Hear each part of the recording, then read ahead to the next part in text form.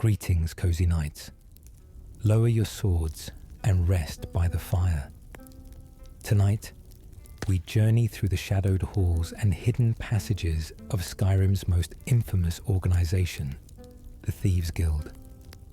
Drop a comment below and tell me where you're listening from tonight.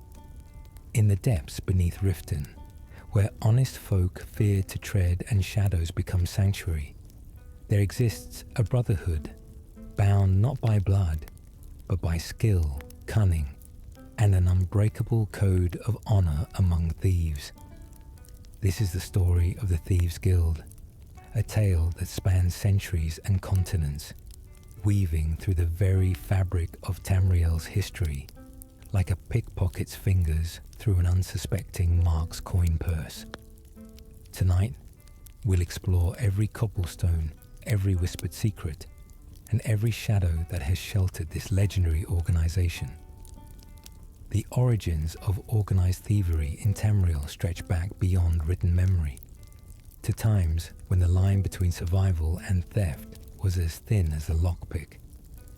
Long before the Thieves Guild established its presence in Skyrim's Rift, similar organizations operated across the continent, each adapting to local customs, while maintaining certain universal principles that would eventually define what it meant to be a true thief, rather than a common cut purse.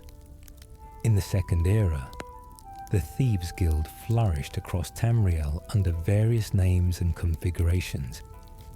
In Abba's Landing, they called themselves the Iron Wheel's Nemesis. In the Imperial City, they operated from the waterfront, their influence reaching into the highest circles of power. These early incarnations established traditions that would echo through the ages, creating a framework of operations, hierarchies, and codes that transcended individual members or even specific guilds. The core philosophy remained constant: steal with style, never kill unless absolutely necessary, and honor the agreement between thief and fence, member and guild master. The Cyrodiilic Thieves Guild of the Third Era, particularly during the Oblivion Crisis, represented perhaps the most successful iteration of the organization before its establishment in Skyrim. Led by the legendary Grey Fox, whose identity remained hidden behind a cursed cowl, the guild operated with near impunity from its headquarters beneath the Imperial City's waterfront. This incarnation perfected many of the techniques and organizational structures that would later be adopted by guilds across Tamriel. The Grey Fox maintained a network of fences, established clear hierarchies, and created the Doyen system that allowed regional independence while maintaining overall cohesion. During this golden age, the Thieves Guild wasn't merely tolerated, but served an almost necessary function in Tamriel's economy and social order. They regulated criminal activity, preventing random violence and chaos that might otherwise plague cities. A city with a strong Thieves Guild presence often saw less violent crime, as the guild maintained strict rules against murder and wanton destruction. They became, in essence, a stabilizing force in the criminal underworld, a paradox that city guards and nobles reluctantly acknowledged, even as they publicly condemned the organization. The philosophical foundation of the guild rested on several key principles that distinguish professional thieves from common bandits. First among these was the rule against unnecessary violence. A true thief's pride lay in stealing without the mark ever knowing, in slipping through locked doors like smoke, in leaving no trace except the absence of valuables. Murder attracted attention, investigation, and retribution. A corpse couldn't be robbed again, making killing not just immoral within the guild's framework, but fundamentally bad business. second was the concept of honor among thieves, a phrase that seemed contradictory to outsiders but formed the bedrock of guild operations. When a thief gave their word to another guild member, that oath was sacred. Betrayal within the ranks was punished more severely than any external transgression. This code created trust in an environment built on deception, allowing members to work together on complex operations requiring coordination and mutual reliance. Third was the understanding that they existed within a larger ecosystem. The Thieves Guild recognized that completely destabilizing a city's economy or government ultimately harmed their own interests.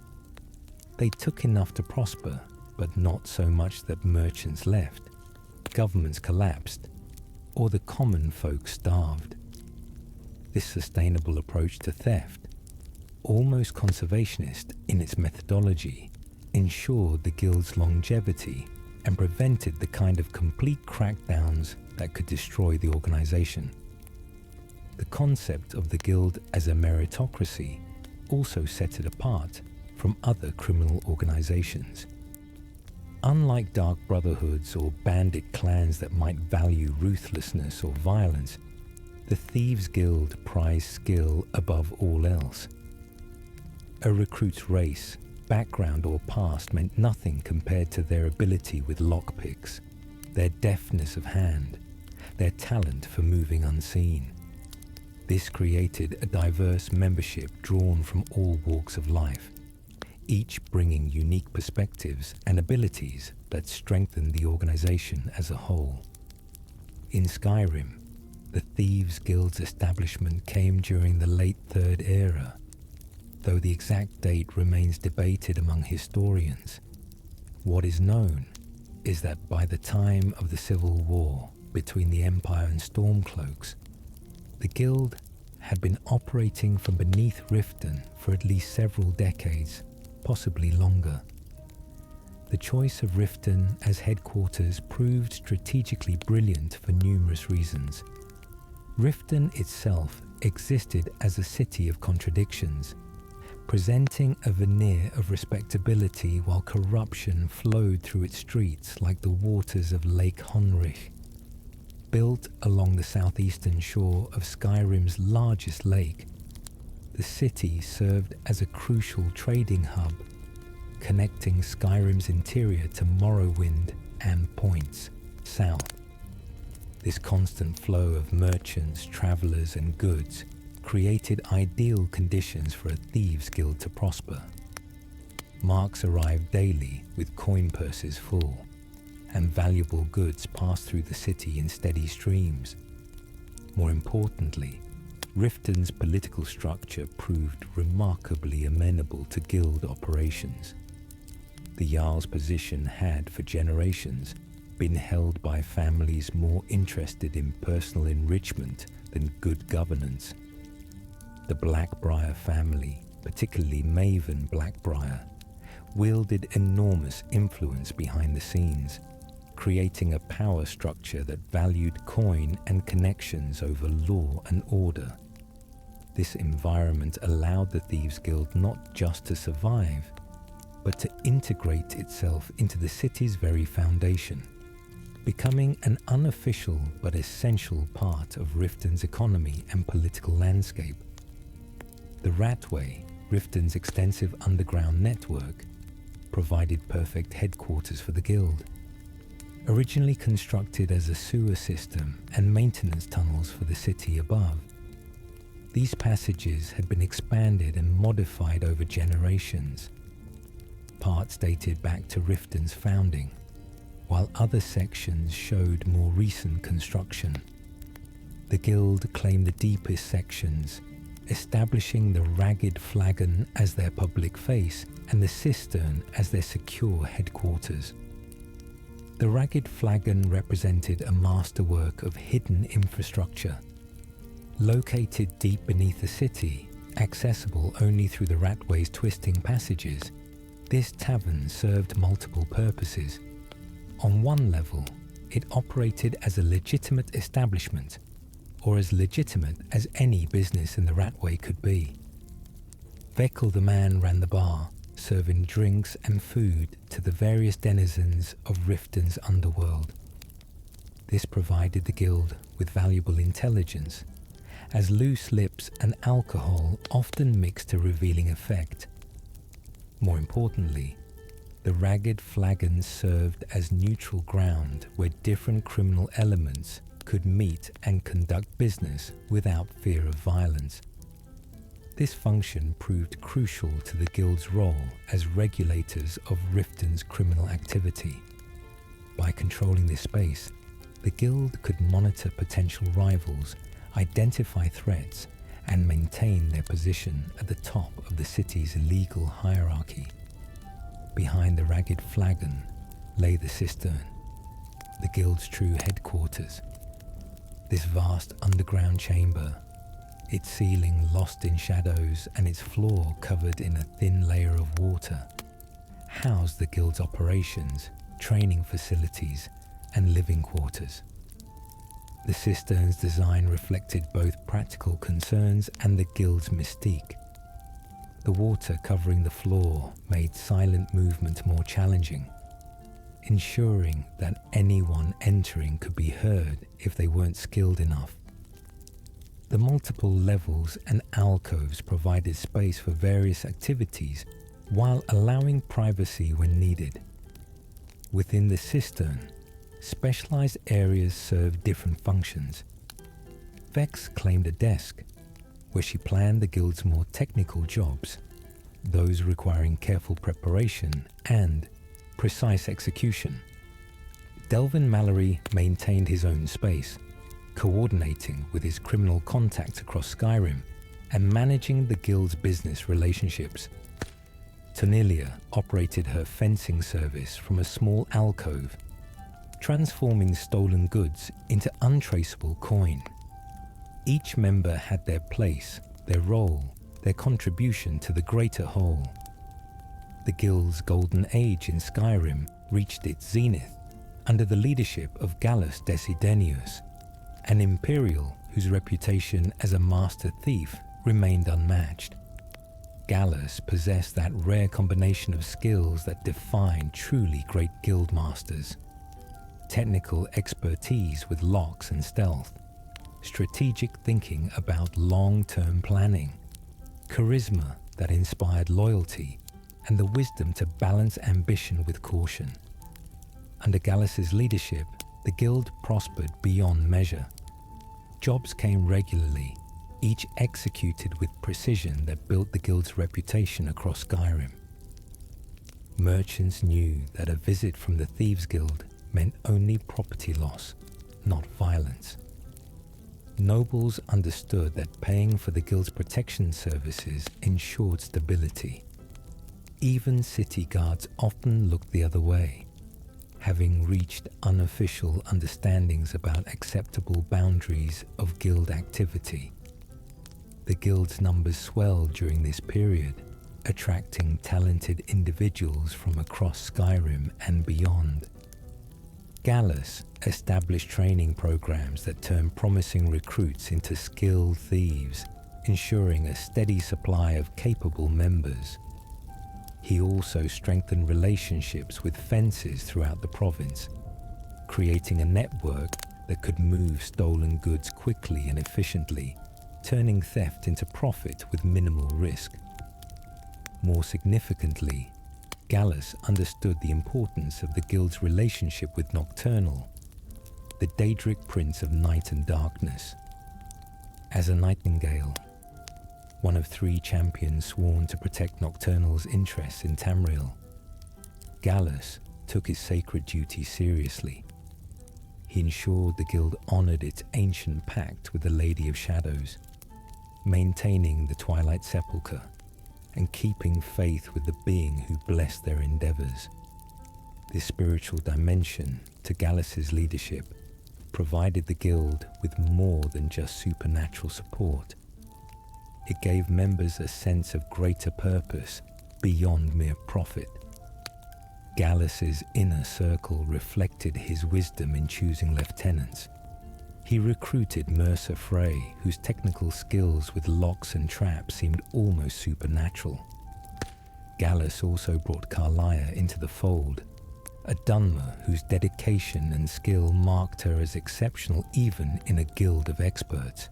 Together, these three formed the Nightingales of their generation, sworn protectors of Nocturnal's shrine and the Skeleton Key, a Daedric artifact of immense power that opened any lock, physical or metaphorical. The Skeleton Key's presence in the guild's protection represented both a blessing and a potential curse. This powerful artifact, stolen by Nocturnal from some forgotten realm, could open literally any lock in existence. In the hands of a master thief, it made the impossible possible, allowing access to treasures and secrets that should have remained forever sealed. Nocturnal had entrusted the key to the Thieves Guild generations ago, making them guardians of this powerful artifact when it existed in the mortal realm. But the key's power extended beyond physical locks. It could unlock potential, opening metaphorical doors to knowledge and abilities beyond normal mortal ken. For someone with ambition and skill, the Skeleton Key represented ultimate power in the art of thievery. This made it simultaneously the guild's greatest treasure and most dangerous temptation. During these golden years, the guild's operations expanded throughout the Rift and beyond. Delvin Mallory established cells in other holds, creating opportunities for guild members to work throughout Skyrim. Jobs ranged from simple burglaries to complex long-term operations that required weeks or months of planning and execution. The guild's reputation meant that merchants and nobles sometimes hired them for specialized work, creating a paradoxical situation where the organization dedicated to theft also offered protection services. The guild's relationship with Maven Blackbriar particularly flourished during this period. Maven, recognizing the mutual benefits of alliance, used her considerable political and economic power to shield the guild from serious interference while employing their services for her own schemes.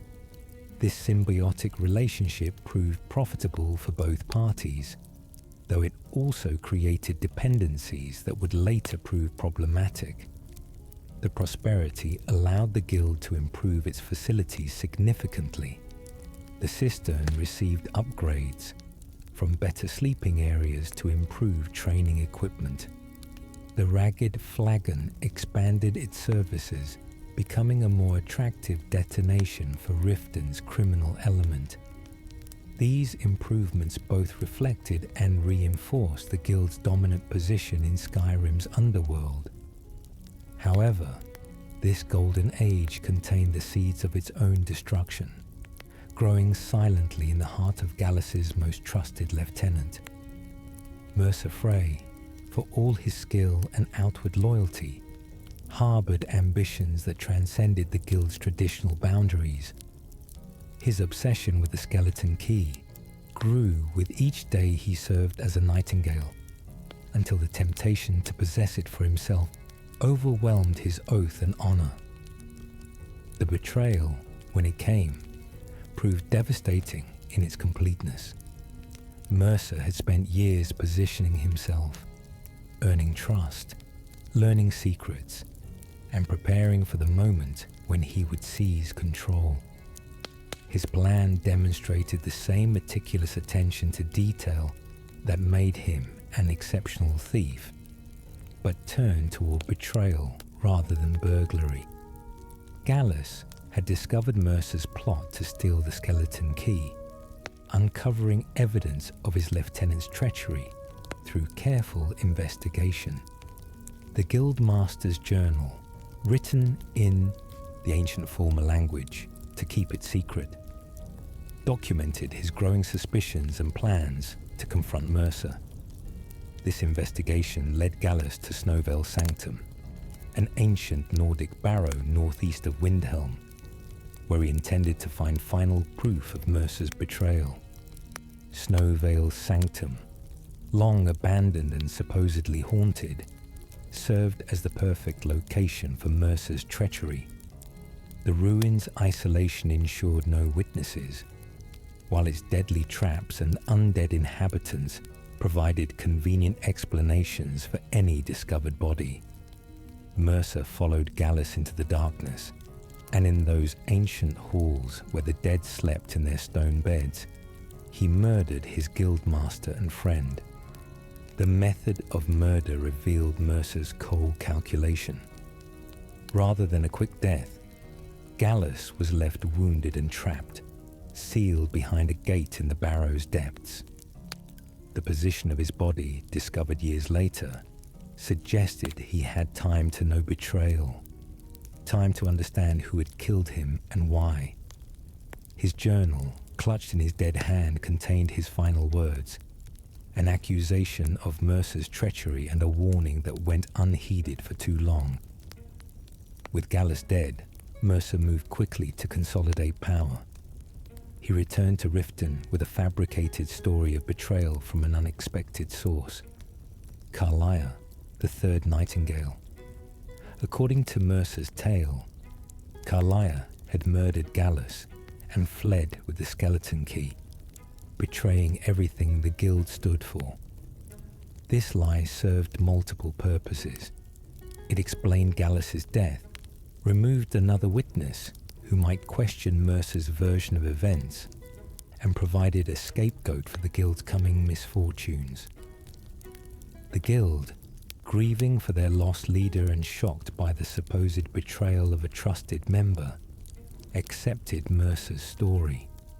He ascended to guild master, filling the void left by Gallus's death with promises to restore the guild's fortunes and hunt down Carlia. No one suspected the truth, that the man now leading them had murdered his predecessor and stolen the very artifact whose protection formed part of the guild's sacred duty.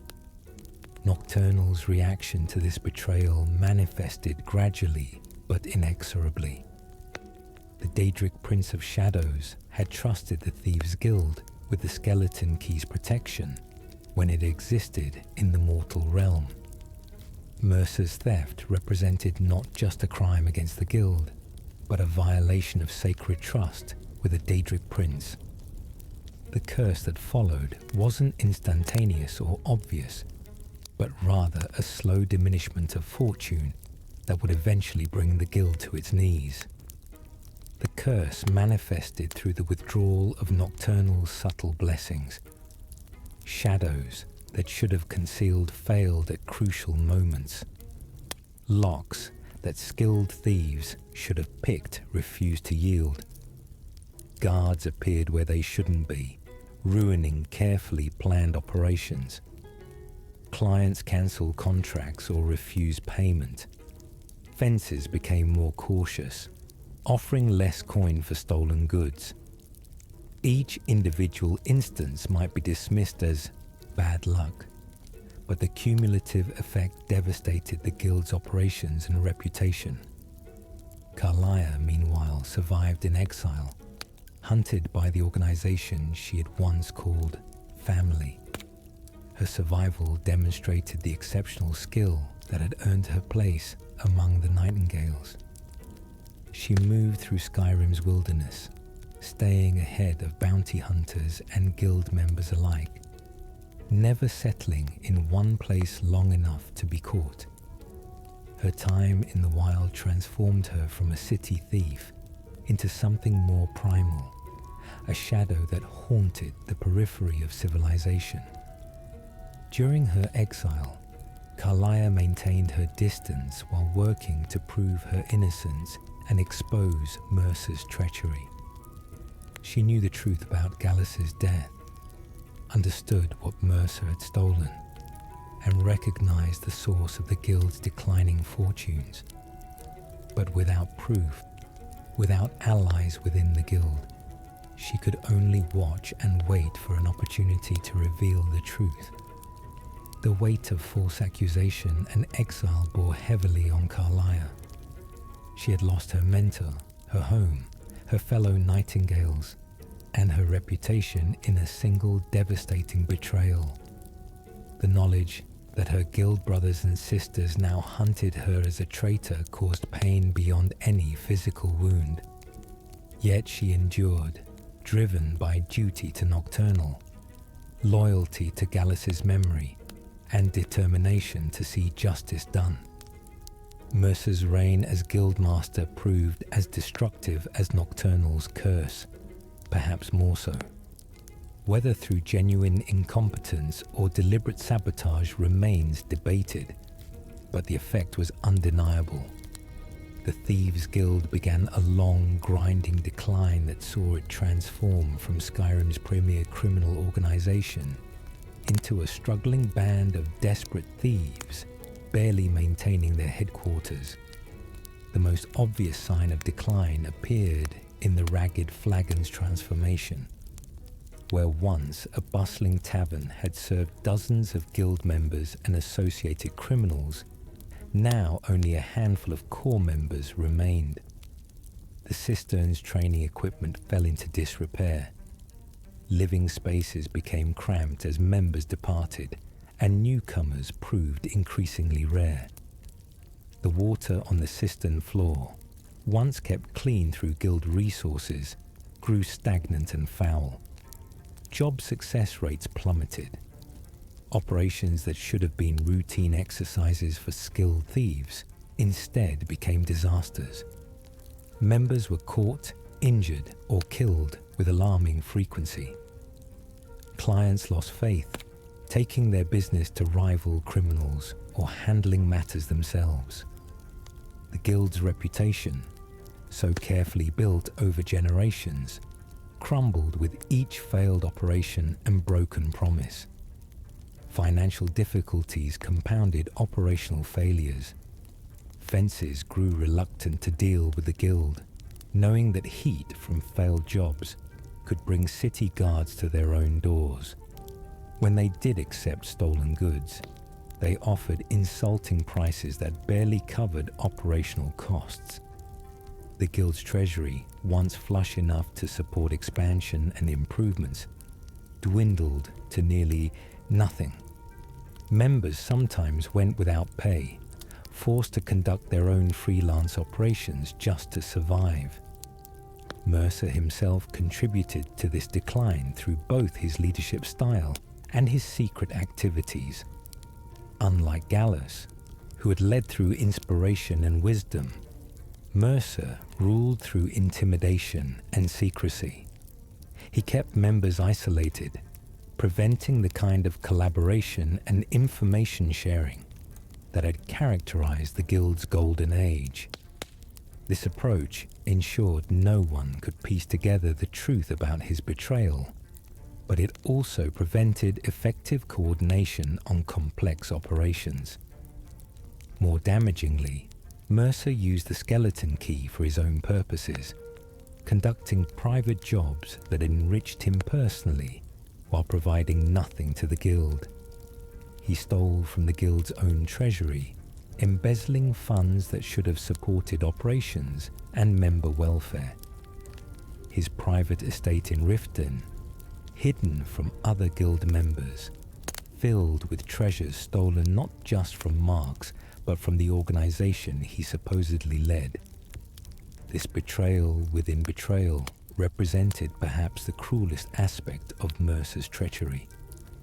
The core members who remained during this dark period did so more from loyalty to the Guild's ideals than to its leader. Brynjolf, who had joined during Gallus's time, remained because he believed in what the Guild could be, even as he watched it decay into what it had become. His natural charisma and unwavering optimism provided the only light in an increasingly desperate situation. Vex, the Guild's premier infiltration specialist, stayed because she had nowhere else to go. and no other family but her fellow thieves. Her acerbic personality and cynical outlook reflected the guild's diminished circumstances, but beneath the harsh exterior remained a master thief whose skills had not diminished despite the curse's effects on guild fortune.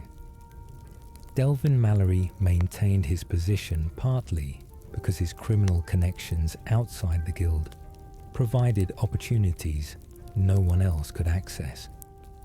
His friendship with Brynjolf and genuine affection for the younger members kept him invested in the guild's survival, even as he privately questioned whether salvation remained possible.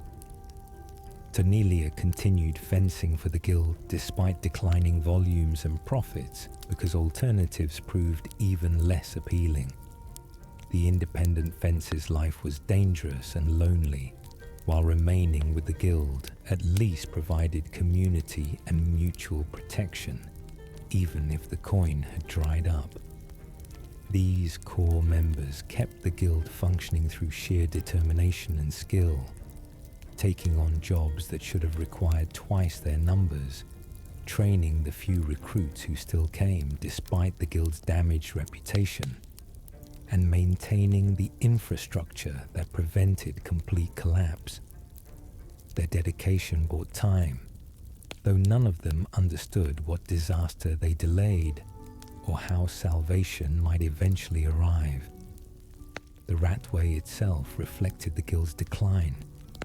Once maintained and relatively clean, at least by sewer standards, the passages grew increasingly dangerous as the guild's ability to police Riften's underworld diminished.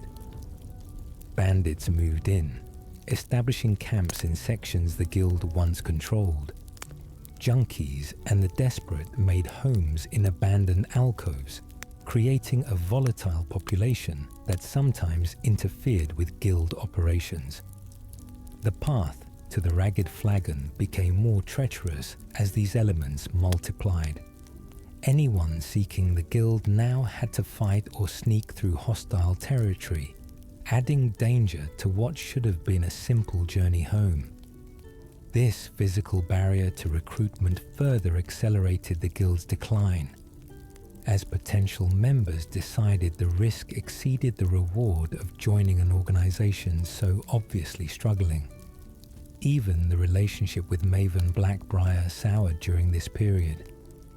Maven, ever the pragmatist, recognized the guild's weakening position and adjusted her treatment accordingly. Where once the guild had been partners, now they were merely tools, and increasingly unreliable ones. Maven's demands became more outrageous, even as her compensation decreased, secure in the knowledge that the guild's desperation left them little choice but to accept whatever terms she offered. The guild's inability to maintain operations in other holds became particularly devastating. The cells that Gallus had established in Whiterun, Solitude, Markarth and Windhelm fell apart as local authorities cracked down and guild members fled or were arrested. This loss of external operations not only cut off income sources, but also eliminated the intelligence networks and safe houses that had made the guild a province-wide organization. They were reduced to a local Riften gang, a shadow of their former glory.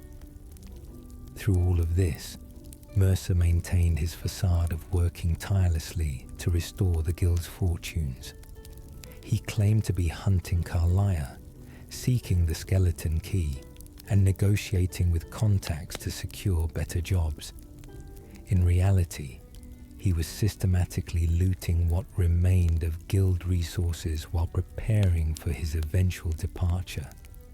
His long-term plan involved stealing enough to retire in comfort, then disappearing before the guild's complete collapse, leaving others to face the consequences of his treachery. The other guild members, lacking knowledge of the curse's true source or Mercer's role in their misfortunes, attributed their declining fortunes to bad luck, poor timing, and general circumstances. They couldn't understand why skills that had served them for years now failed at crucial moments. They didn't realize that their guildmaster had violated a sacred trust with a Daedric prince, bringing supernatural retribution upon them all. Some members left during this period, unwilling to endure the deprivation and danger of a failing criminal organization. Each departure weakened the guild further, creating a spiral of decline that seemed unstoppable. Those who remained did so for various reasons: loyalty, stubbornness, lack of alternatives, or simple refusal to abandon the guild's ideals despite current circumstances. The ragged flagon's atmosphere reflected this decline. Where once laughter and celebration had filled the tavern after successful jobs, now quiet desperation and muted conversations prevailed. Beckel served fewer drinks to fewer customers. The barred stage remained empty, as no entertainment seemed appropriate for their circumstances. Even the lighting seemed dimmer, as if the shadows themselves mourned the guild's diminished state. Yet even in decline, certain traditions persisted. The guild's code against unnecessary violence remained inviolate. Training continued, though with fewer students and less elaborate equipment. The organizational structure, while diminished, maintained its basic form. These continuities represented threads connecting the failing present to the glorious past, reminders that the Thieves Guild was more than just its current circumstances. The system's various features each told stories of better times. The practice locks, now rusty and stiff, had trained generations of thieves in the delicate art of picking. The training chests, their mechanisms worn from thousands of practice attempts, stood nearly empty now, unable to offer the kinds of challenges that developed expert skills. The armor display, which should have showcased the guild's finest equipment, held only basic leather sets, the master-crafted pieces having been sold off during desperate times. Around the cistern's perimeter, individual sleeping areas reflected their occupants' personalities and circumstances. Vex's space, neat and organized despite limited resources, contained maps and notes about potential jobs, evidence of her continued dedication to planning operations properly even when circumstances forced improvisation. Delvin's area overflowed with papers and ledgers, documenting deals and contacts, his connection to Skyrim's broader criminal network. Brynjolf's quarters, positioned near the cistern's entrance, allowed him to monitor comings and goings while maintaining the optimistic facade that kept others' spirits from completely breaking. The guild's few remaining sacred traditions centered on their relationship with Nocturnal, though none understood that the Lady of Shadows had withdrawn her blessing. Small shrines to the Daedric Prince occupied alcoves throughout the cistern, offerings left by members seeking good fortune on upcoming jobs. These prayers went unanswered, not through Nocturnal's indifference, but because the guild's protector could not aid those who had violated her trust, however unknowingly.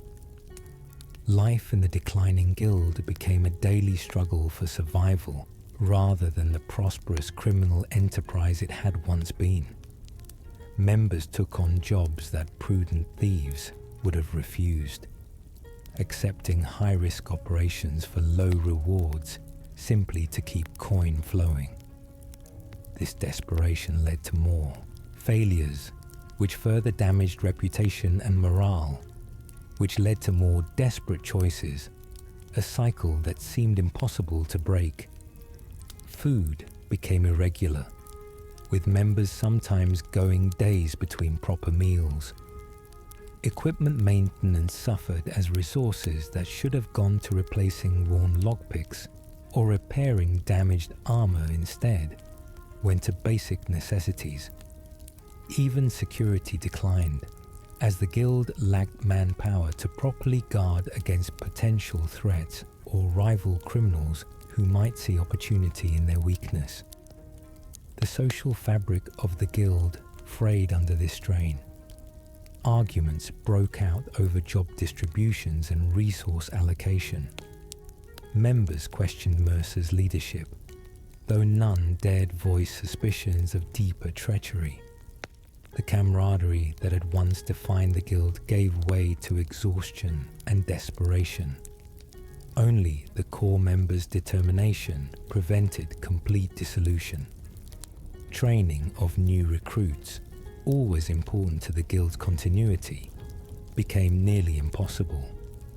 The few individuals who sought membership often lacked the natural talent or dedication required, as the truly skilled pursued more promising opportunities elsewhere.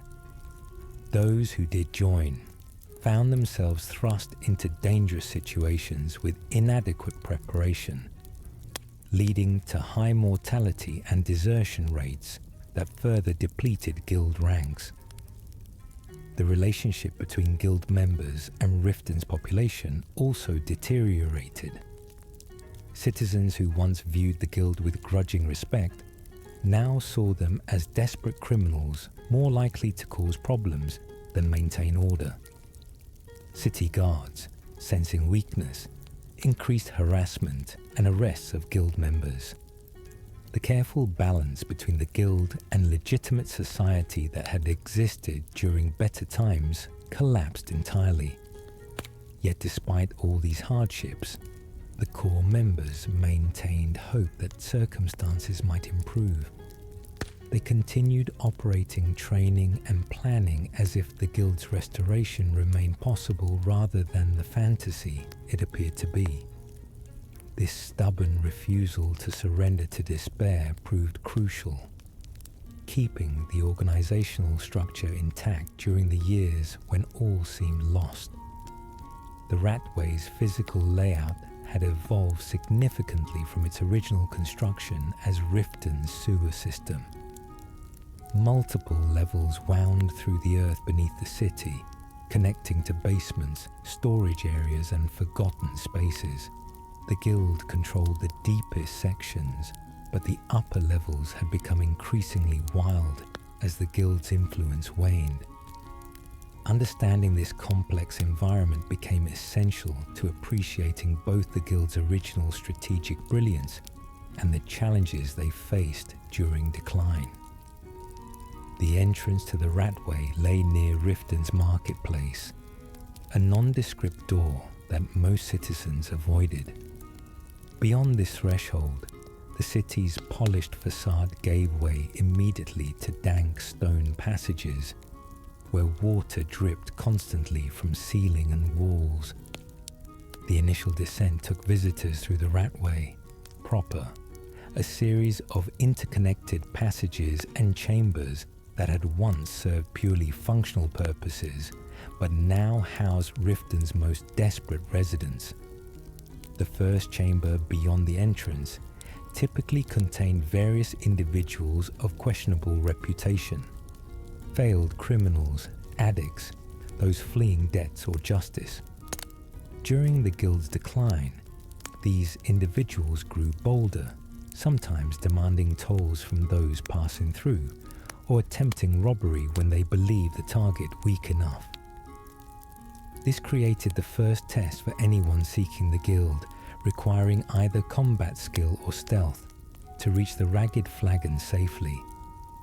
Further passages split in multiple directions, creating a maze that confused newcomers while allowing those familiar with the layout to move efficiently. Some routes led to dead ends or deliberately maintained false trails designed to confuse pursuers. Others connected to Riften's basements and storage areas, providing the guild with multiple infiltration routes into the city above. This network had once given the guild unmatched intelligence gathering and operational capabilities throughout Riften. The Ragged Flagon itself occupied a large natural cavern that had been expanded and improved over decades of guild occupation. The ceiling rose high enough to feel spacious despite the underground location.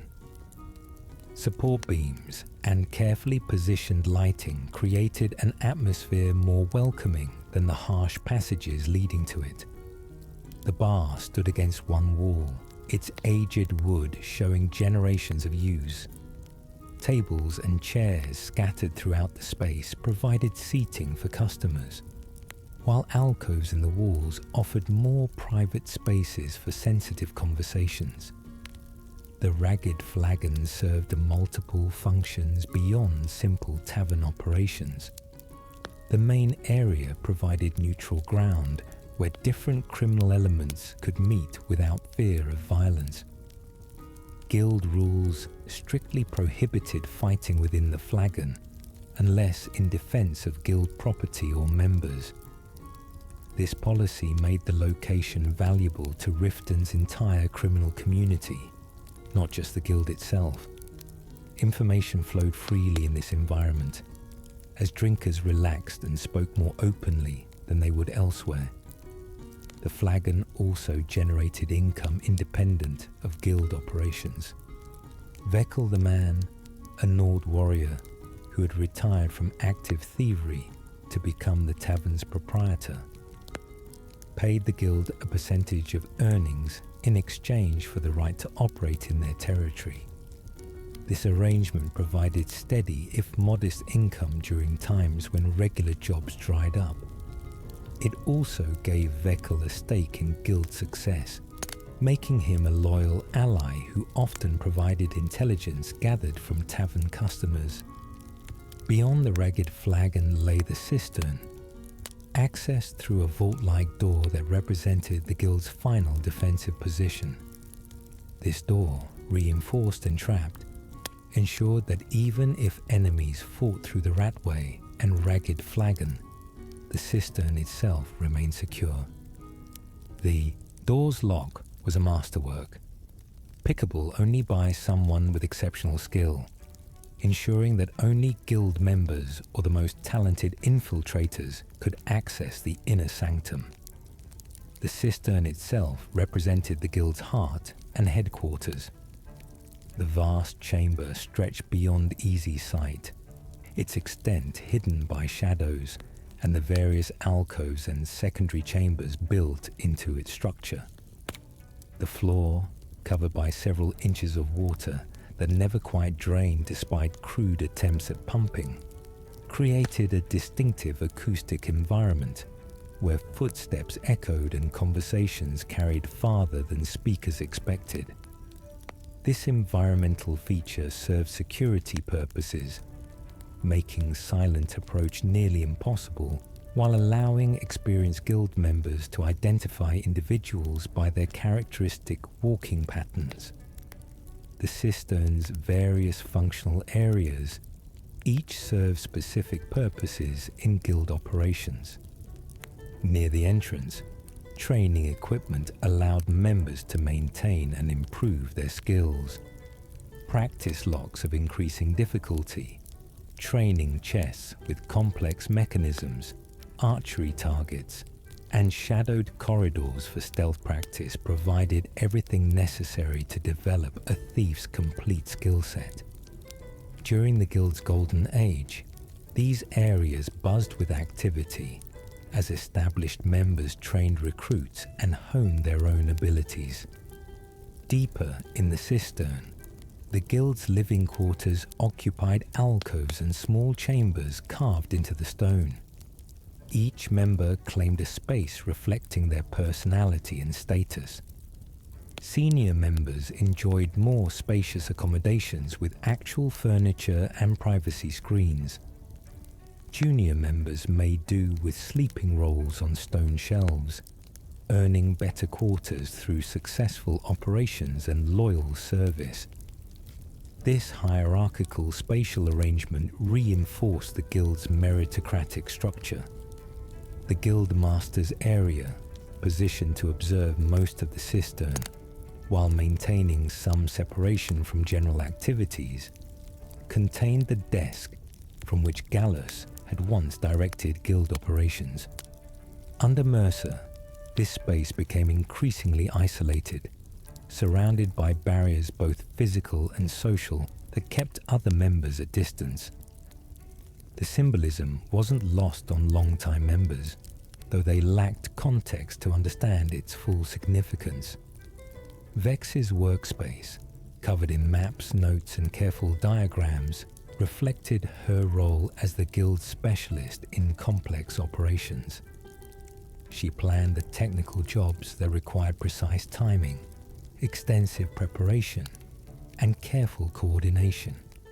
Her area included a small library of architectural drawings, guard schedules, and intelligence reports that represented years of accumulated knowledge about potential targets throughout Skyrim. Delvin Mallory's section of the cistern served as the guild's connection to the broader criminal world. Ledgers tracked dealings with fences across Skyrim, documenting who could be trusted with what goods, who paid best for specific items, and who had connections to purchasers of exotic or illegal merchandise. Maps showed the locations of guild operations in other holds, though many of these had been marked closed, as the guild's decline forced abandonment of external cells. Tanilia's fencing operation occupied an alcove near the cistern's entrance, allowing her to conduct business without requiring customers to penetrate deeply into guild territory. Her inventory, displayed on racks and shelves, showed the eclectic nature of stolen goods moving through criminal networks: jewelry, weapons, armor, rare books, valuable trinkets, anything with value and no traceable ownership. During prosperous times, her selection impressed. During decline, the sparse inventory reflected the guild's struggles. The cistern also contained areas dedicated to nocturnal worship, though their purpose wasn't obvious to casual observers. Shrines occupied shadowed alcoves, their presence noted, but their significance understood only by the Nightingales and a few senior members. These spaces represented the guild's spiritual dimension, the connection to the Daedric Prince who blessed their endeavors and protected them from supernatural threats. The shrine's neglected state during the guild's decline reflected not just material poverty, but spiritual disconnection.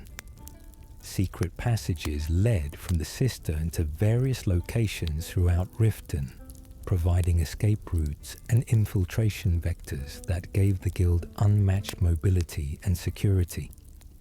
These passages, known only to full guild members, represented one of the organization's most valuable assets. Some led to the city's sewer system, others to basements of key buildings, still others to exits beyond the city walls. This network made the guild nearly impossible to completely suppress, as any conventional assault on their headquarters would simply result in members melting away through hidden passages to regroup elsewhere. The technical infrastructure supporting the cistern demonstrated the guild's sophisticated approach to security and operations. Water pumps, though barely functional during the decline, once kept the floor merely damp rather than flooded. Ventilation shafts provided fresh air, while their configuration prevented anyone from using them to infiltrate from above. Lighting came from carefully positioned braziers and lanterns that created dramatic shadows, while ensuring guild members could navigate safely. During the Golden Age, the cistern had hummed with activity at all hours. Members came and went on operations, returned to fence stolen goods, gathered to plan complex jobs, trained in specialized skills, or simply socialized with fellow thieves. The atmosphere combined professional purpose with genuine camaraderie, creating an environment where members felt they belonged to something greater than themselves. The decline transformed this vibrant space into something more desperate and hollow. Long periods of silence replaced constant activity. The training areas gathered dust. Empty sleeping quarters served as reminders of departed members. Even the water on the floor seemed darker, more stagnant, as if reflecting the guild's diminished vitality. The physical decay mirrored organizational and spiritual decay, each reinforcing the other in a cycle of decline. Yet even in this reduced state, the system retained potential for greatness. The infrastructure remained fundamentally sound, requiring only resources and will to restore. The knowledge and traditions preserved by remaining members could rebuild what had been lost, given opportunity and leadership. The space itself seemed to wait, a stage empty but not abandoned, ready for the actors who would bring it back to life. The Ratway's connection to Riften's geography provided strategic advantages that explained the guild's original choice of location. The city sprawled along Lake Honrik's southeastern shore, built on relatively flat ground with the lake providing natural defense on one side. The Ratway ran beneath much of the city, its passages corresponding roughly to the streets above. This meant guild members could travel from the cistern to almost any location in Riften without ever being seen on the surface. This underground network proved particularly valuable for operations targeting wealthy residences or businesses. A thief could exit the cistern, navigate through passages to emerge in a target's basement, conduct the theft, and return to headquarters without ever appearing in public spaces where guards patrolled or citizens might recognize them. This capability made the guild extraordinarily difficult to combat through conventional law enforcement methods. The Ratway also connected to Riften's commercial infrastructure in useful ways. Several passages led to warehouse districts, allowing the guild to monitor merchant shipments and identify valuable cargo. Others connected to the city's few remaining fortifications, providing intelligence about guard deployment and movement. This information network, properly utilized, gave the guild awareness of law enforcement activities that allowed them to avoid confrontations and time operations for minimal risk. The relationship between the Ratway and Riften's legitimate architecture created interesting opportunities and challenges.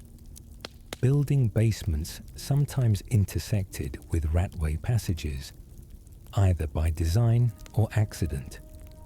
Enterprising criminals used these intersections to access buildings from below, while property owners sometimes discovered their basements connected to the underworld quite literally.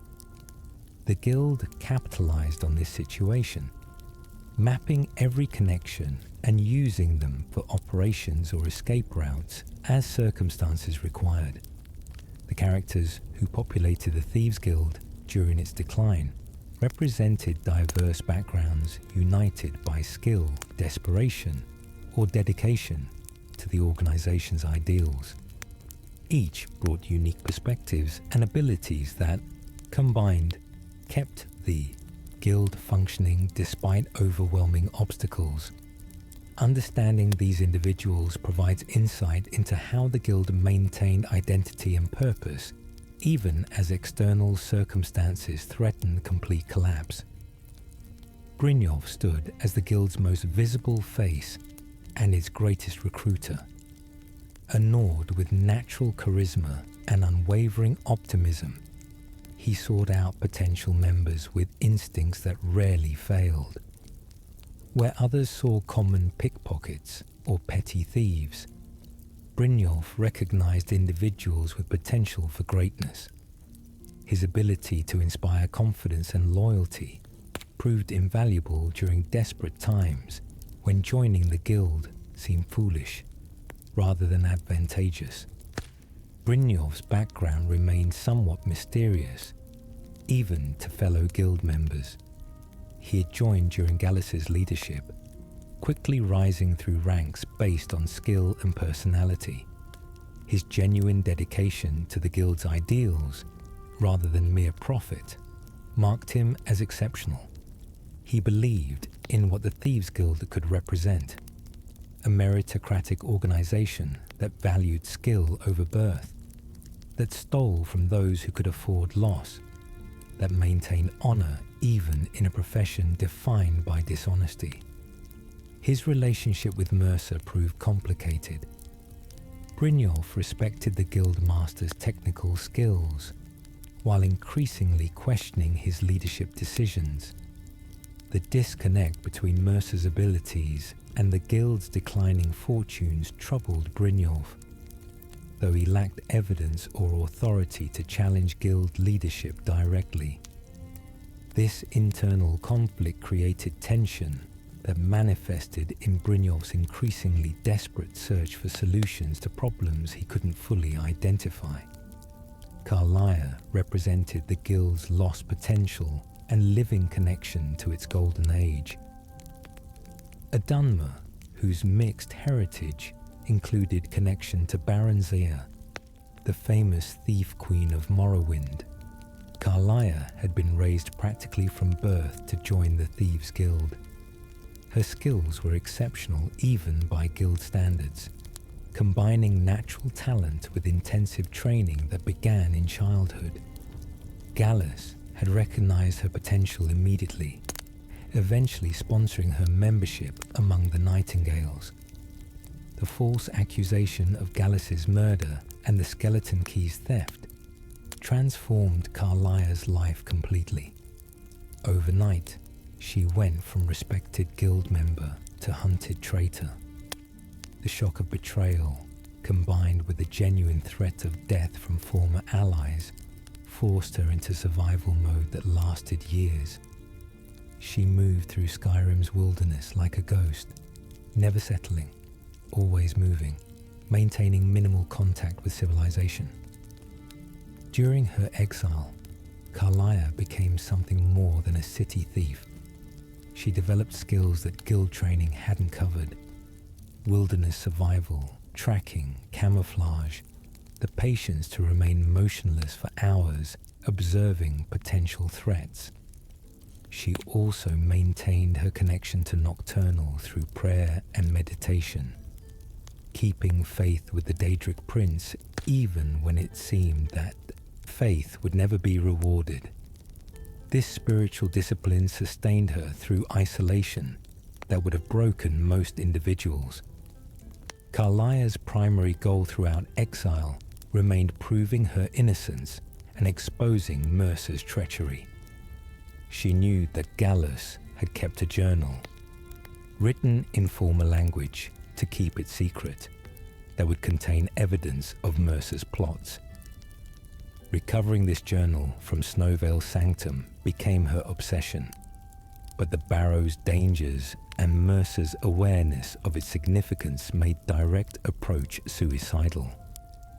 She could only wait and watch, hoping for circumstances that would allow her to reclaim the proof of her innocence. Vex represented the guild's hard edge, the professional who maintained standards even when circumstances made compromise tempting.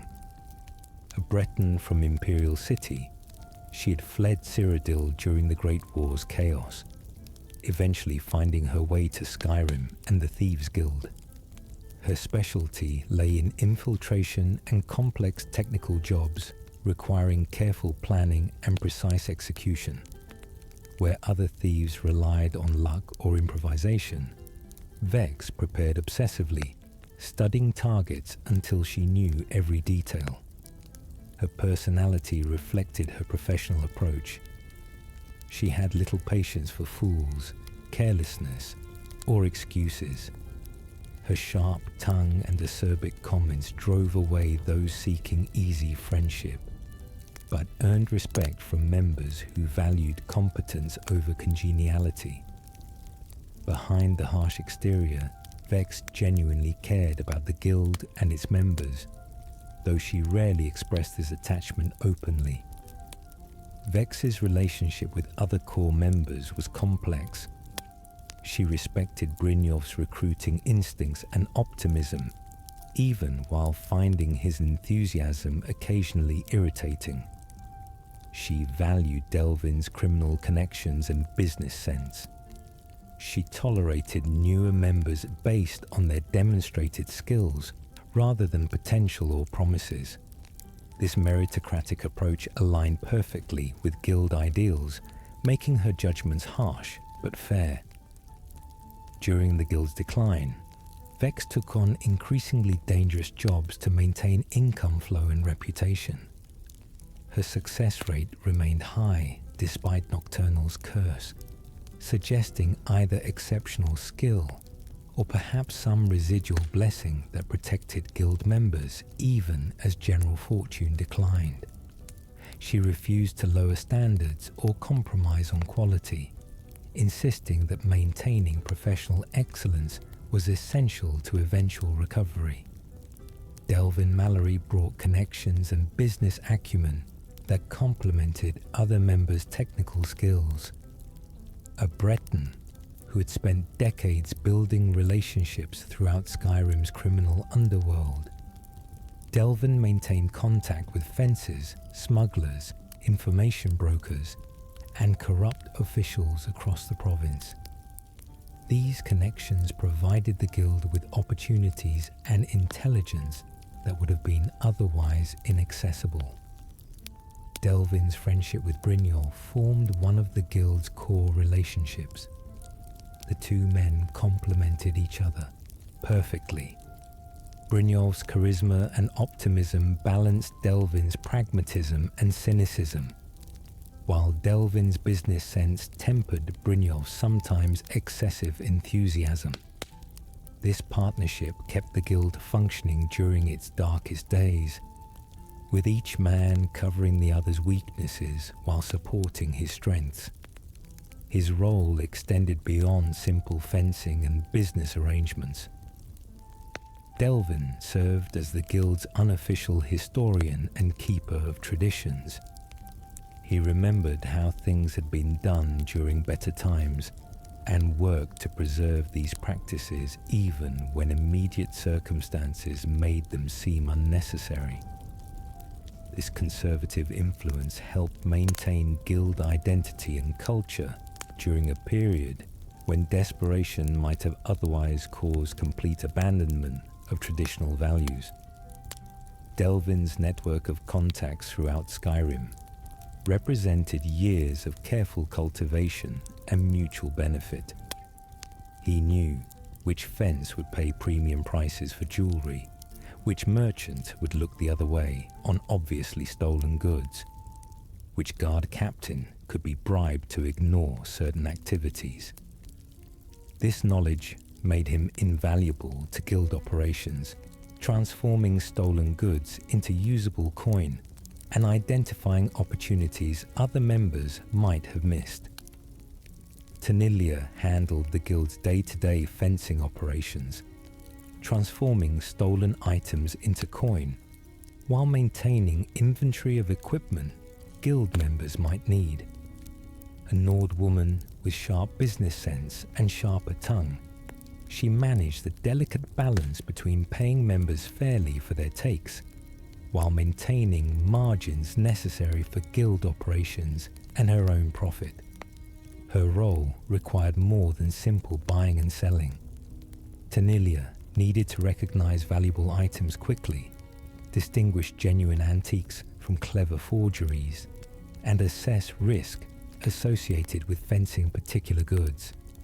Some stolen items attracted too much attention to be worth the profit, while others might seem mundane but commanded premium prices from the right buyers. This expertise made her essential to guild operations even during decline. Tanelia also maintained the guild's equipment supplies, ensuring members had access to lockpicks, arrows, potions, and other necessities.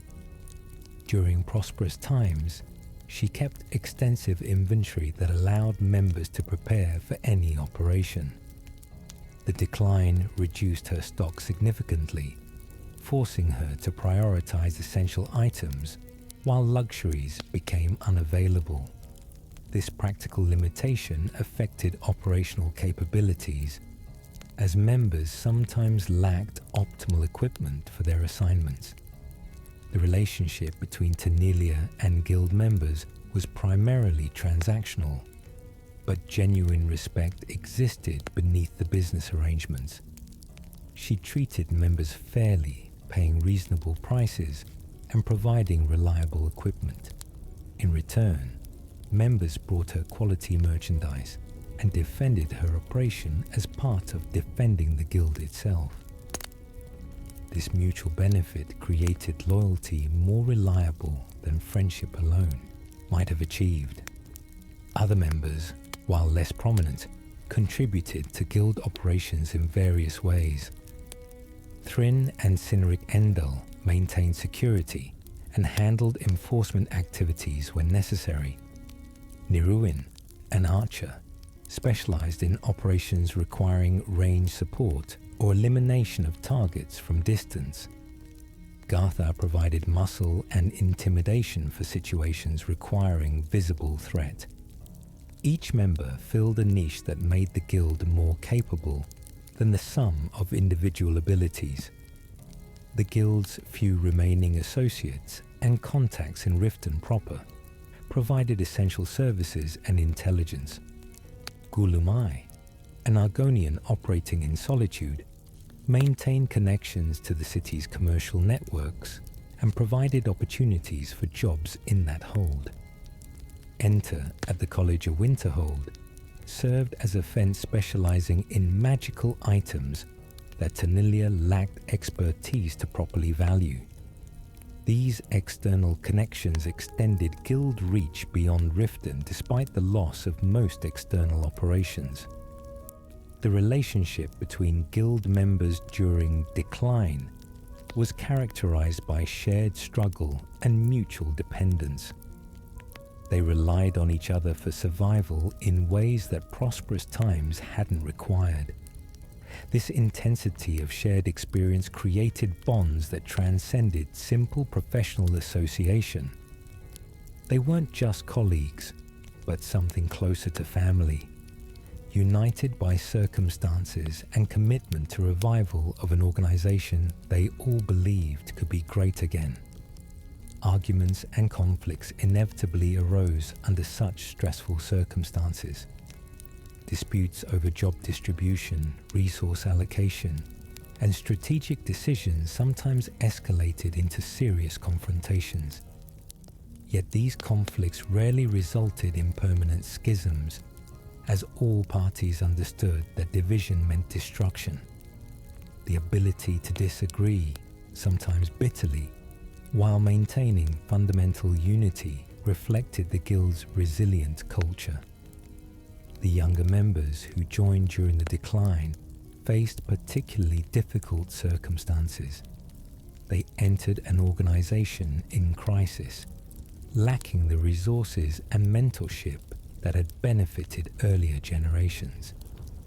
Their training was necessarily abbreviated, forcing them to learn through dangerous experience rather than careful instruction. Mortality rates among these recruits ran higher than the guild's historical averages, a grim statistic that reflected reduced capabilities and increased desperation.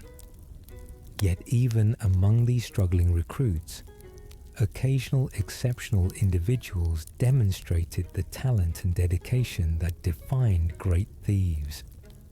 These rare prospects provided hope that the guild's traditions might survive current difficulties.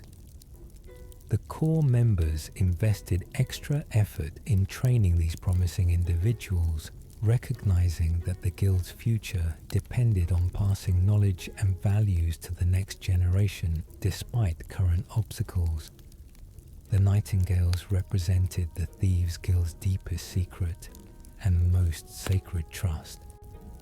This trinity of elite thieves sworn to nocturnal service formed the spiritual core of the organization, their existence known to few and their purpose understood by even fewer.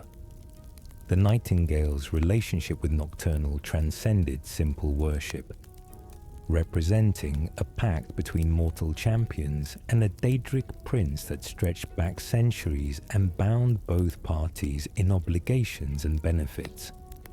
The origins of the Nightingales trace to the First Era, when a group of exceptional thieves in Cyrodiil swore themselves to Nocturnal service in exchange for protection and blessing. These first Nightingales agreed to guard the Twilight Sepulchre, a shrine sacred to Nocturnal hidden deep within Skyrim's mountains, and to protect the Skeleton Key when it manifested in the mortal realm. In exchange, they received powers beyond normal thieves, enhanced luck, supernatural stealth, and abilities drawn from Nocturnal's sphere of influence. The tradition evolved over centuries, with each generation of Nightingales recruiting successors before death or incapacity ended their service. The selection process emphasized not just skill, but character, as Nightingales needed dedication to duty that transcended personal ambition. A Nightingale's oath bound them for life and beyond, with their souls promised to Nocturnal service in Evergloam, her realm of oblivion after mortal death. The number of active Nightingales remained constant at 3, representing a trinity that balanced different aspects of Nocturnal sphere. One Nightingale typically specialized in stealth and infiltration, another in subterfuge and deception, the third in luck and fortune. Together, they formed a complete representation of Nocturnal's influence, their combined abilities greater than the sum of individual powers. The Twilight Sepulchre, the Nightingale's sacred charge, stood hidden in the mountains west of Riften. This ancient structure, predating human settlement in Skyrim, served as a temple dedicated to Nocturnal and the Guardian Station for the Skeleton Key's returning point. The sepulchre's architecture defied easy categorization, combining elements of various building traditions into something unique that suggested otherworldly inspiration or guidance. Within the sepulchre, a portal to Evergloam allowed limited communication between Nocturnal and her mortal champions. This connection enabled the Daedric Prince to grant powers and guidance, while allowing Nightingales to report on their activities and receive direction. The portal's existence made the sepulchre extraordinarily valuable and correspondingly dangerous, as improper use or interference could have catastrophic consequences. The Skeleton Key's relationship to the Nightingales was complex and central to their purpose. This Daedric artifact, one of Nocturnal's most powerful possessions, possessed the ability to unlock literally anything. Physical locks, metaphorical barriers, potential within individuals, secrets of the universe. Its power made it perpetually sought by those who understood its nature, creating constant threat of theft that required vigilant protection. Nocturnal allowed the Skeleton Key to exist in the mortal realm periodically, using it as both tool and test. When in mortal hands, the key could accomplish wonders or cause disasters depending on its wielder's wisdom and intent. The Nightingale's responsibility was ensuring the key remained with worthy individuals and eventually was returned to Nocturnal through the portal at the Twilight Sepulchre. The powers granted to Nightingales came in several forms, each representing different aspects of Nocturnal's blessing. The Shadow Cloak ability allowed a Nightingale to become nearly invisible, wrapped in supernatural darkness that concealed them from even magical detection. This went beyond simple stealth, representing fundamental reality manipulation that made the Nightingale temporarily more shadow than substance. The Nightingale subterfuge power manipulated others' perceptions and thoughts, causing targets to believe the Nightingale was an ally rather than a threat.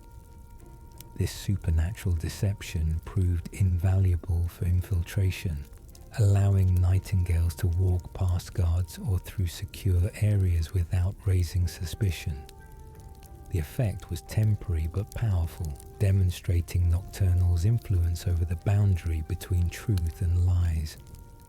The Nightingale Strife ability represented the most overtly combative power, allowing Nightingales to drain life force from enemies and use it to heal themselves.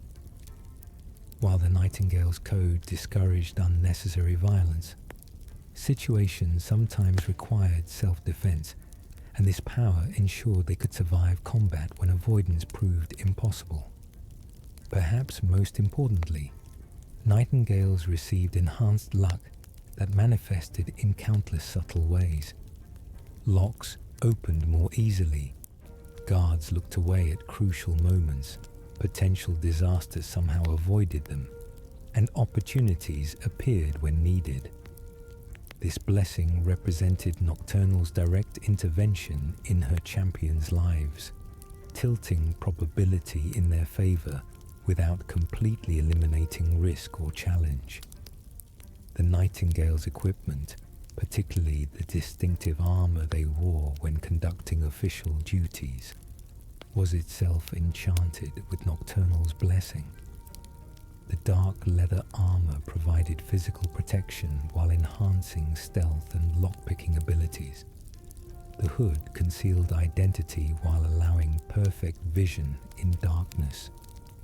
The entire ensemble marked its wearer as Nocturnal's champion, recognizable to those who knew the Nightingale's significance while remaining mysterious to the uninformed. The relationship between Nightingales and the broader Thieves Guild was deliberately obscured. Most guild members didn't know about the Nightingale's existence, believing the guild master simply selected talented individuals for special assignments. This secrecy protected both the Nightingales and the guild, as the full truth about the organization's connection to a Daedric prince might alarm some members or attract unwanted attention from religious authorities. The selection of new Nightingales followed careful evaluation by existing members. Candidates needed exceptional skill, certainly, but also demonstrated commitment to the Guild's ideals and capacity for the dedication the Nightingale Oath required. The choice wasn't made lightly, as inducting someone proved their character wanting, risked not just the immediate situation, but the entire tradition spanning centuries. The induction ceremony for new Nightingales occurred at the Twilight Sepulchre, before the portal to Evergloam. Existing Nightingales administered oaths, while Nocturnal herself witnessed through the portal, accepting or rejecting the proposed champion. This process ensured that all Nightingales truly served with Nocturnal's blessing, rather than merely claiming her favor. During Gallus's leadership, the Nightingales had functioned as intended, with he, Mercer, and Carlia forming a trinity that protected the guild and honored their oath to Nocturnal. Gallus, as guildmaster, brought wisdom and strategic thinking. Mercer contributed technical expertise and tactical cunning. Carlia provided dedication and connection to the Nightingale's historical traditions through her family heritage. This balance collapsed with Mercer's betrayal. By murdering Gallus and stealing the skeleton key, Mercer violated every principle the Nightingales represented. He broke his oath to Nocturnal, betrayed his fellow Nightingales, and corrupted the sacred trust that formed the Guild's spiritual foundation. This violation triggered consequences that extended far beyond Mercer's personal damnation. Nocturnal's reaction to the betrayal manifested as the curse that plagued the Thieves Guild. The Daedric Prince couldn't directly intervene in mortal affairs beyond certain limits, but she could withdraw her blessing and allow natural consequences to unfold. Without her subtle guidance and luck manipulation, the Guild faced probability unmodified by supernatural favor.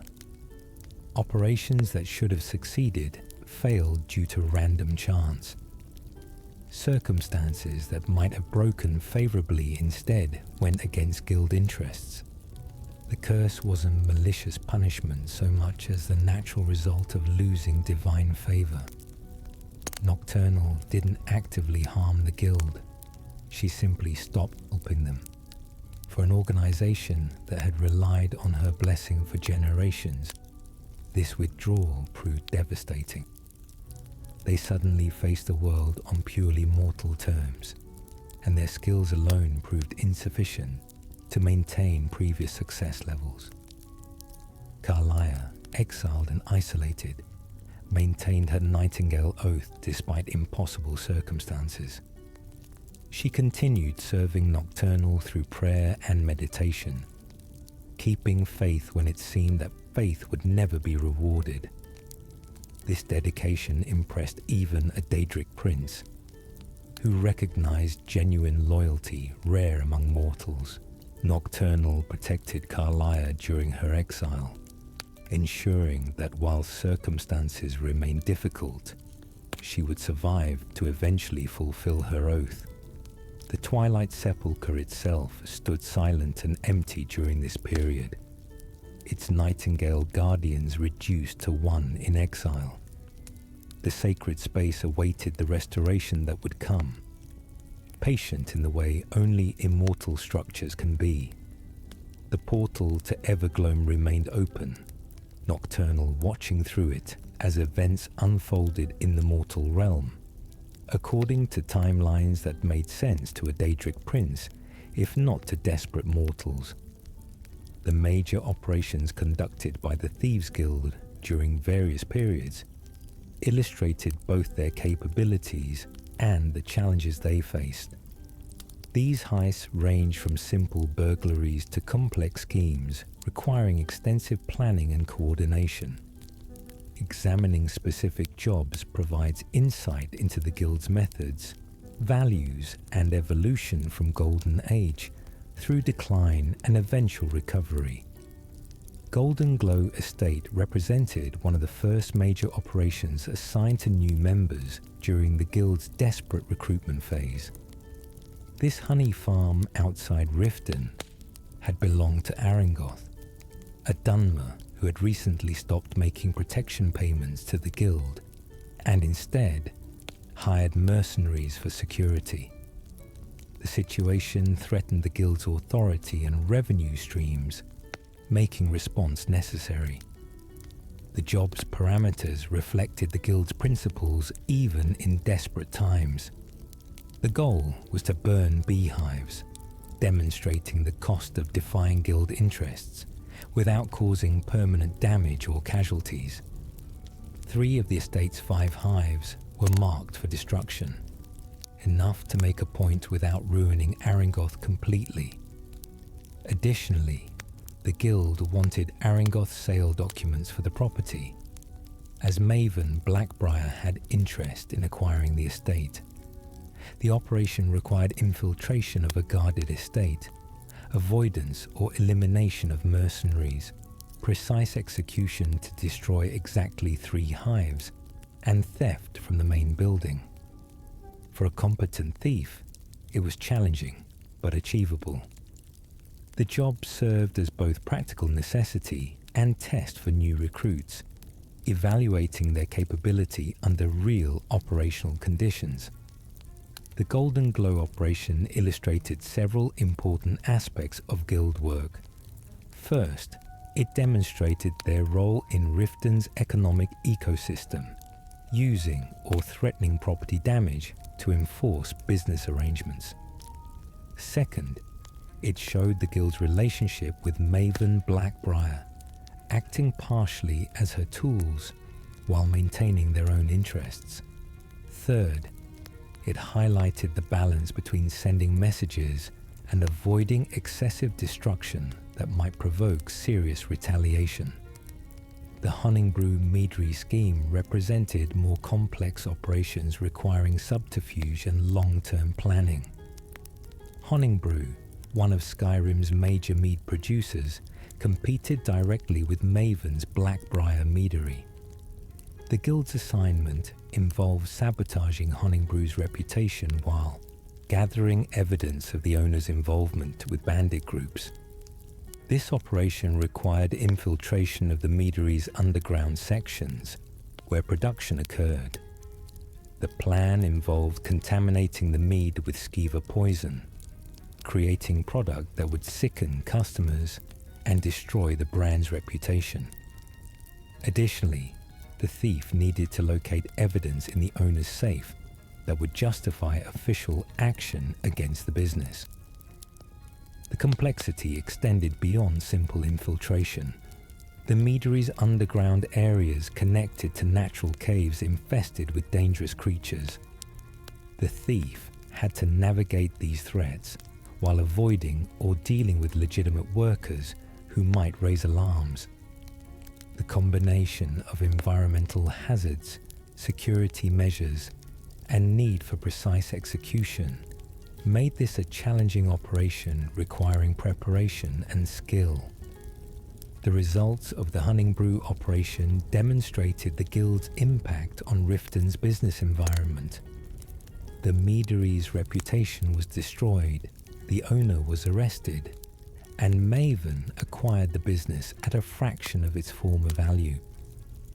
This success strengthened the guild's relationship with Maven, while demonstrating their capability for complex operations despite recent struggles. Mercer Frey's house represented perhaps the boldest operation the guild could undertake, investigating their own guild master. By this point, suspicions about Mercer's activities had grown strong enough to justify the extraordinary step of breaking into his residence. The operation required skill, nerve, and absolute secrecy, as discovery would mean death or exile. Mercer's house, located in Riften's wealthier district, featured security measures that reflected his expertise. Multiple locks, concealed traps, and strategic layout designed to funnel potential intruders into killing zones made penetration extremely dangerous. The house itself served as both residence and vault, containing treasures stolen over years of criminal activity. The infiltration revealed the extent of Mercer's betrayal. His personal vault contained guild treasures, items stolen not from Marks, but from the organization he supposedly led. Documents and evidence of his embezzlement provided proof of treachery extending far beyond the Skeleton Key's theft. The discovery validated suspicions and justified the hunt that would follow. The operation's success, despite Mercer's extensive security measures, demonstrated that the guild still contained members whose skills surpassed even the master's defensive preparations.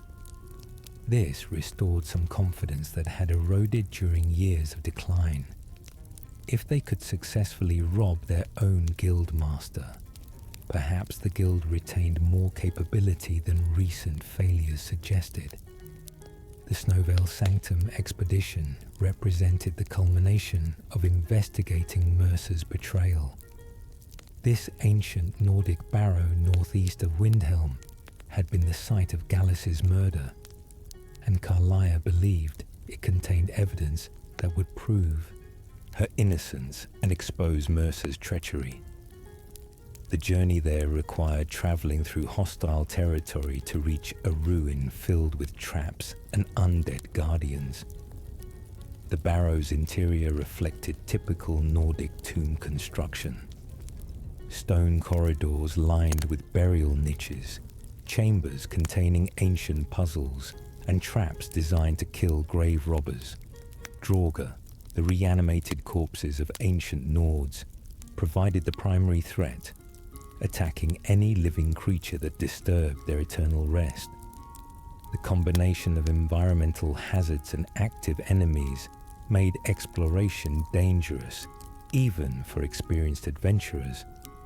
Deep within the barrow, Gallus's body lay where Mercer had left it, sealed behind a gate in a chamber that had become the former guildmaster's tomb.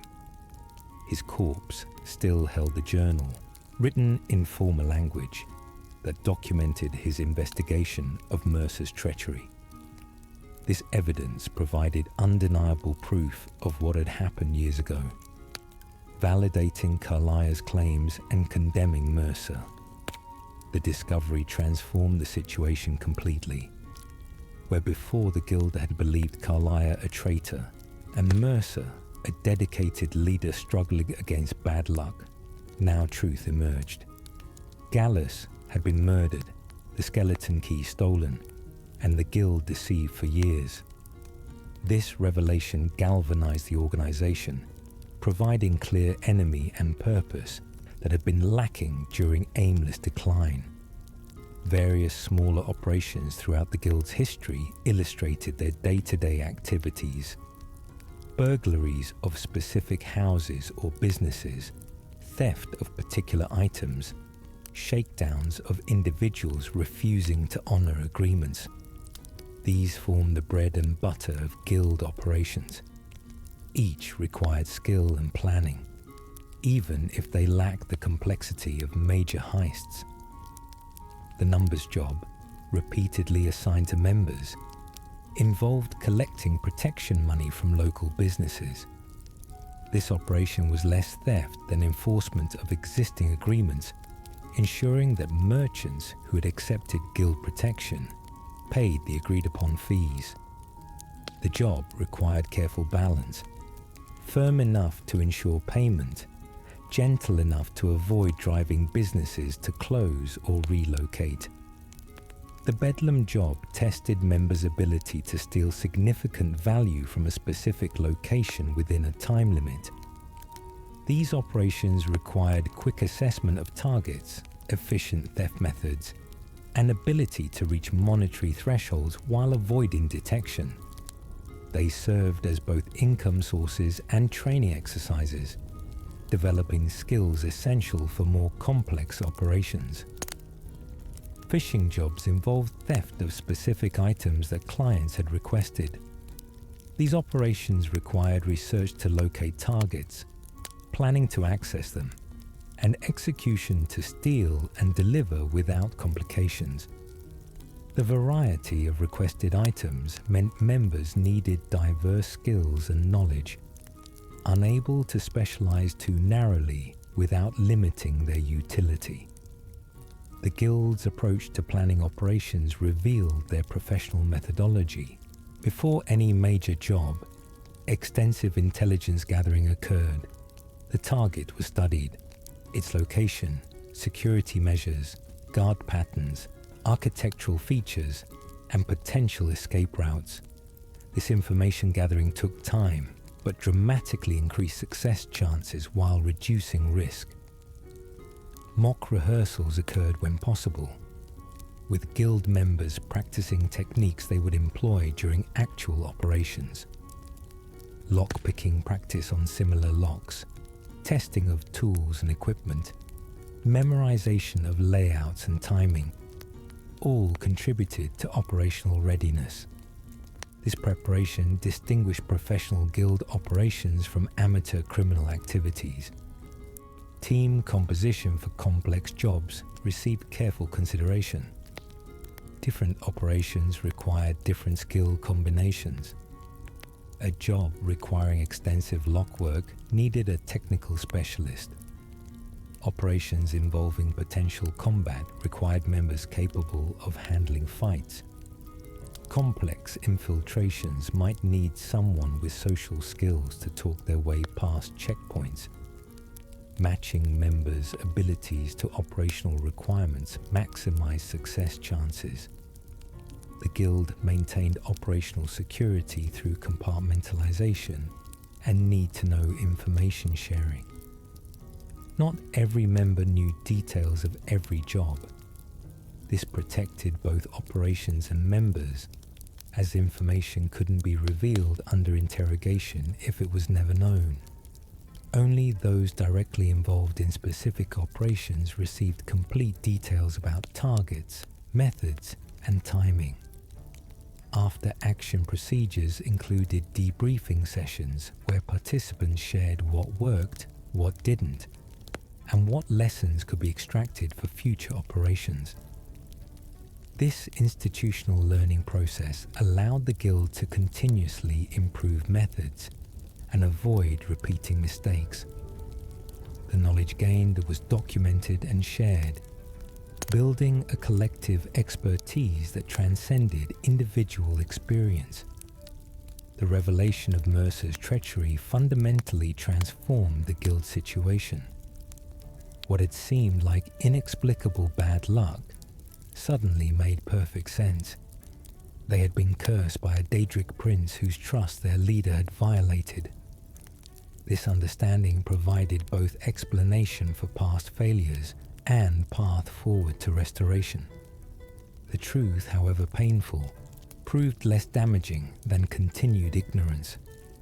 The process of revealing Mercer's betrayal required overcoming years of conditioning that had painted him as dedicated leader and Carlia as murderous traitor. Guild members had believed Mercer's version of events for so long that accepting the truth required confronting their own gullibility and complicity in persecuting an innocent member. This psychological reckoning proved difficult but necessary. Carlia's evidence, particularly Gallus's journal, provided undeniable proof that overcame emotional resistance to truth. The journal, written in formal language by Gallus himself, documented his investigation of Mercer's suspicious activities. It described patterns of embezzlement, the growing suspicions about the skeleton key, and the plans to confront Mercer that had ultimately led to Gallus's murder. The translation of the journal required specialized knowledge, as Falmer language was essentially a dead tongue known by very few scholars. Carlia, through her family connections and years of exile spent preparing for this moment, had learned enough to translate the key passages. The contents were damning, laying out in meticulous detail how Mercer had betrayed every oath and principle of the Nightingales and Thieves Guild. The Guild's reaction to this revelation mixed anger at Mercer with shame at their own role in perpetuating injustice against Carlia. They had hunted her, condemned her, believed the worst about someone who had been completely innocent. This collective guilt added emotional weight to the practical necessity of hunting down Mercer and recovering the skeleton key. The revelation also explained why guild fortunes had declined so dramatically. Nocturnal's curse, imposed because of the skeleton key's theft and the violation of the Nightingale's sacred trust, had been the source of their persistent bad luck. Operations failed because supernatural blessing that had aided them for generations had been withdrawn. Understanding this allowed hope that restoring the key to Nocturnal would lift the curse and allow recovery. Brynjolf's acceptance of the truth demonstrated the practical wisdom that had made him valuable during the guild's darkest days. He quickly moved past denial to focus on necessary actions, hunting Mercer, recovering the skeleton key, and beginning the process of rebuilding trust within the guild and with Nocturnal herself. His leadership during this transition proved crucial to maintaining organizational cohesion. Carlia's reintegration into the guild proved emotionally complex. Years of exile and unjust accusation had left scars that couldn't be immediately healed. Other members struggled with accepting someone they had believed guilty for so long. Yet Carlia's grace in handling this awkward situation, combined with her obvious dedication to the guild's welfare, gradually rebuilt the bridges that Mercer's lies had destroyed. The decision to pursue Mercer required accepting that guild justice would be harsh.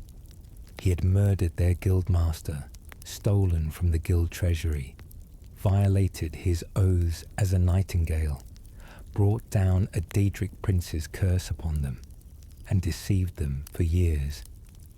There could be no mercy, no negotiation, only pursuit and punishment.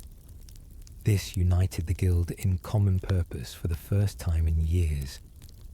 The investigation into Mercer's whereabouts revealed his plans for ultimate betrayal, fleeing Skyrim with wealth stolen from guild coffers. He had maintained hidden accounts and stashes throughout the province, accumulating resources for his eventual escape.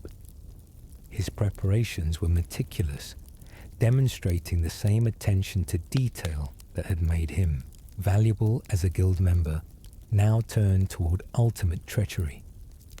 The trail led to Irnthand, an ancient Dwemer ruin in the mountains northeast of Windhelm. This massive underground complex had once been a dwarven city, before that race's mysterious disappearance. The ruins contained treasures beyond measure, but also dangers that had killed countless adventurers who sought the Dwemer's lost secrets and wealth. Mercer's choice of Irkingthan as his final destination made twisted sense. The ruins' depths contained a vault of unimaginable wealth, protected by mechanisms and guardians that had remained intact through millennia. With the skeleton key, which could open literally any lock, Mercer could access treasures that had been sealed since the First Era. He intended to loot this vault and disappear with wealth sufficient to live in luxury for multiple lifetimes. The pursuit to Irkington represented the guild's commitment to justice and restoration. Those who undertook this journey knew the dangers. Dwemer ruins were notorious death traps, and Mercer himself was an exceptionally dangerous opponent. Yet the stakes justified the risk. Without the skeleton key's return to Nocturnal, the curse would continue, and the guild would eventually collapse completely. The Irkingthan expedition illustrated the depth of guild capabilities when properly motivated. Members who had struggled through years of decline suddenly demonstrated skills that reminded everyone of the guild's legendary reputation. The combination of determination, skill, and righteous purpose proved formidable, carrying the pursuers through dangers that would have stopped them in previous circumstances. The hunt for Mercer Frey through Irkingthan's ancient halls combined all the challenges that defined peak guild operations: infiltration of heavily secured locations, navigation through deadly traps, combat against powerful enemies, and confrontation with a master thief who knew all their methods. This final operation would determine whether the guild could reclaim its identity or would be destroyed by the traitor who had nearly ruined them. Irkingthand sprawled through the mountains, a Dwemer city that had been built underground and carved from living stone. The entrance lay hidden in a glacial crevasse, accessible only to those who knew exactly where to look. The exterior sections showed typical dwarven architecture, geometric precision, bronze and stone construction, and mechanisms still functioning after thousands of years. The ruins' upper levels contained the usual hazards. Falmer, the corrupted descendants of snow elves, who had been enslaved and twisted by the Dwemer. Now blind predators haunting the ruins. Dwarven automatons, mechanical guardians that still followed ancient programming to eliminate intruders. And environmental dangers like steam vents, falling masonry, and malfunctioning machinery. Descending deeper into Irkenthen revealed the true scale of Dwemer engineering. Vast chambers with ceilings lost in darkness, massive pistons and gears serving purposes long forgotten, intricate pipe networks carrying water or steam through the complex. The aesthetic combined functionality with a harsh beauty, every element serving purpose within the greater machine that was the city itself. The path to the vault required solving puzzles that tested both intelligence and knowledge of dwarven lore. Ancient mechanisms needed to be activated in specific sequences, using items scattered throughout the ruins. This design ensured that only those with extensive preparation and research could reach the deepest sections where greatest treasures lay protected. The former presence added constant danger to exploration. These degenerated creatures attacked with savage ferocity, using crude weapons and overwhelming numbers to bring down prey. Though blind, their other senses were acute, making stealth difficult. Their nest throughout the ruins meant nowhere was truly safe, as more former might arrive at any moment to investigate disturbances. Dwarven automatons represented different challenges. These mechanical guardians came in various forms. Dwarven spiders that attacked with shocking speed, dwarven spheres that deployed spinning blade attacks, and dwarven centurions that served as heavy shock troops, their steam-powered weapons capable of killing in single strikes. Combat against automatons required different tactics than fighting living enemies, as they felt no pain or fear and continued functioning until completely destroyed.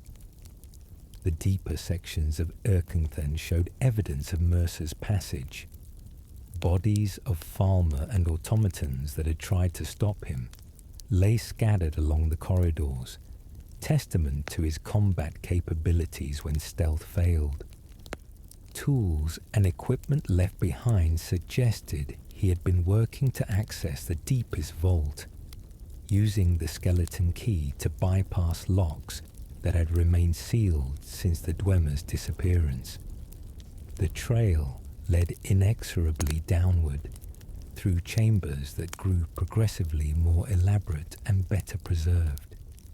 These deepest sections had remained sealed for millennia, protected by locks and mechanisms that had finally met their match in the skeleton key. Mercer had opened doors that should have remained closed forever, penetrating to the very heart of Irkenthan's treasures. The vault itself was a masterwork of Dwemer engineering, a chamber designed to protect items of enormous value. The security measures incorporated both mechanical and magical elements, creating defenses that should have been impenetrable. Yet Mercer had opened them all with the skeleton key, demonstrating the artifact's terrifying power when wielded by someone with skill and determination.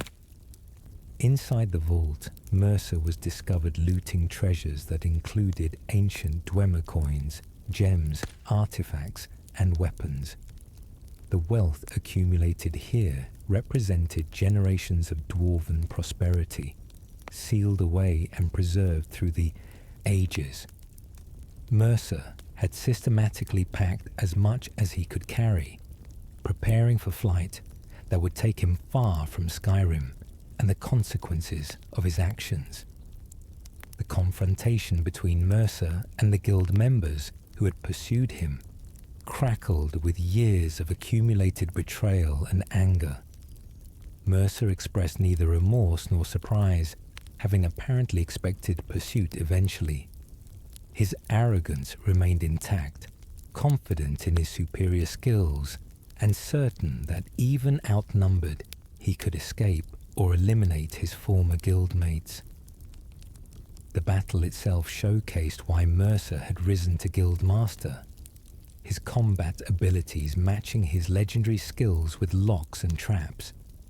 He employed every technique the guild taught, enhanced by powers the skeleton key had granted during his years of possession. The fight ranged throughout the vault and adjacent chambers, a desperate struggle between Master Thief and those he had betrayed. Environmental hazards complicated the combat.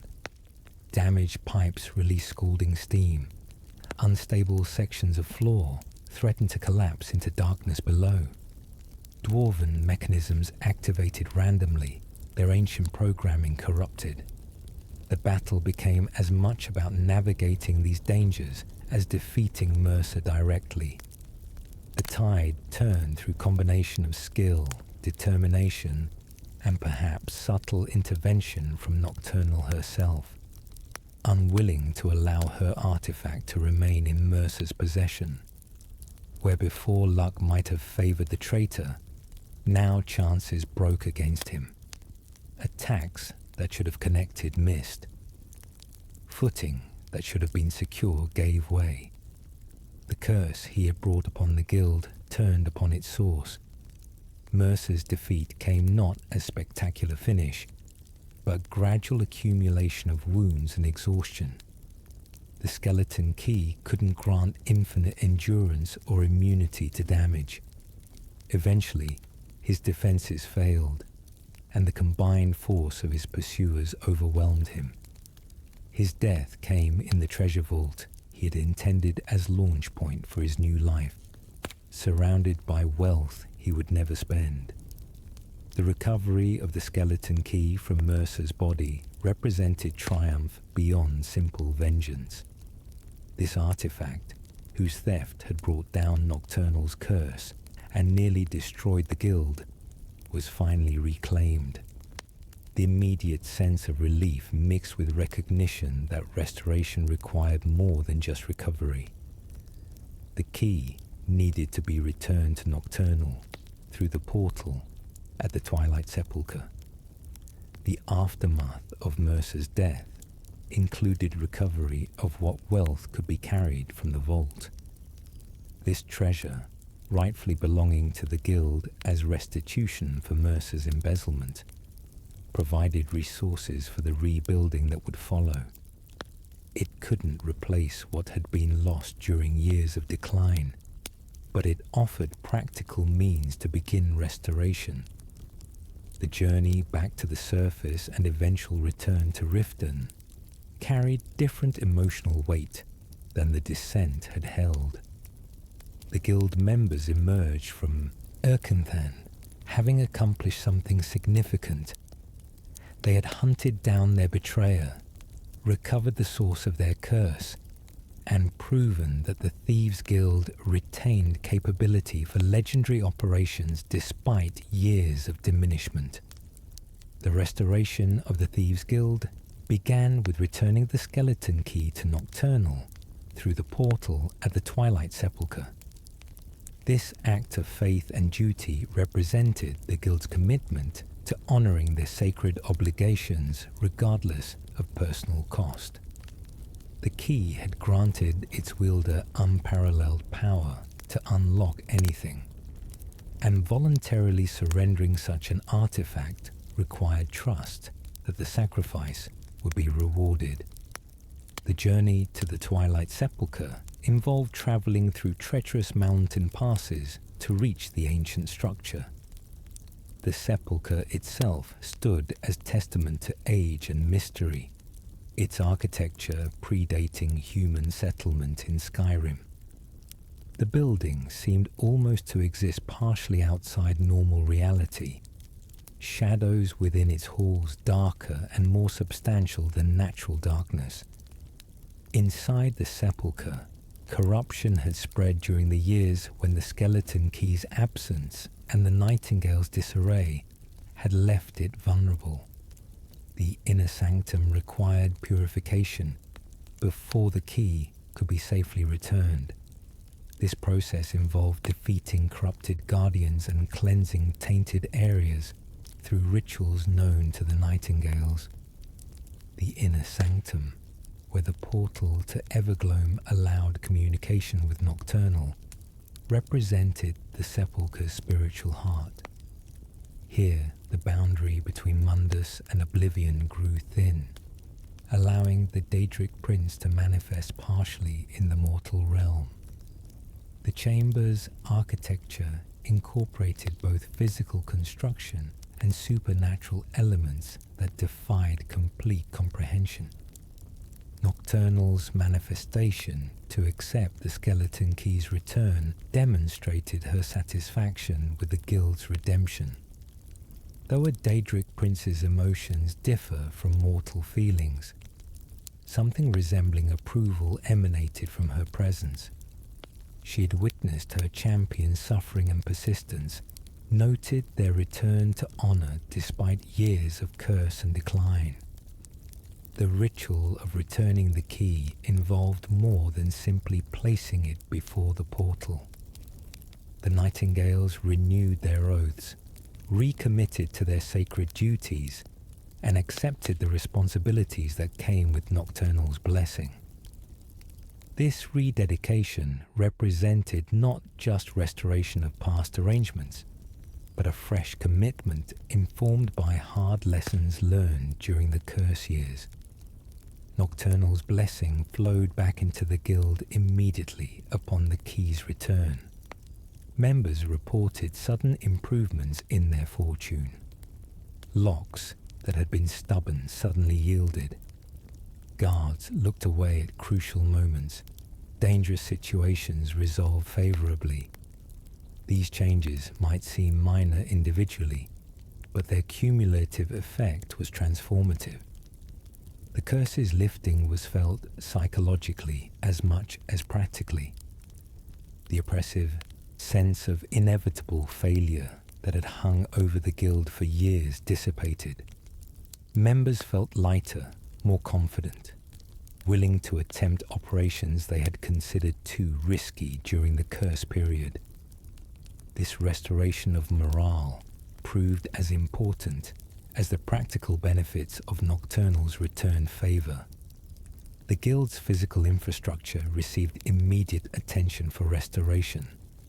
The cistern underwent cleaning and repairs, transforming from desperate squat into proper headquarters. Training equipment was repaired or replaced. Living quarters were improved.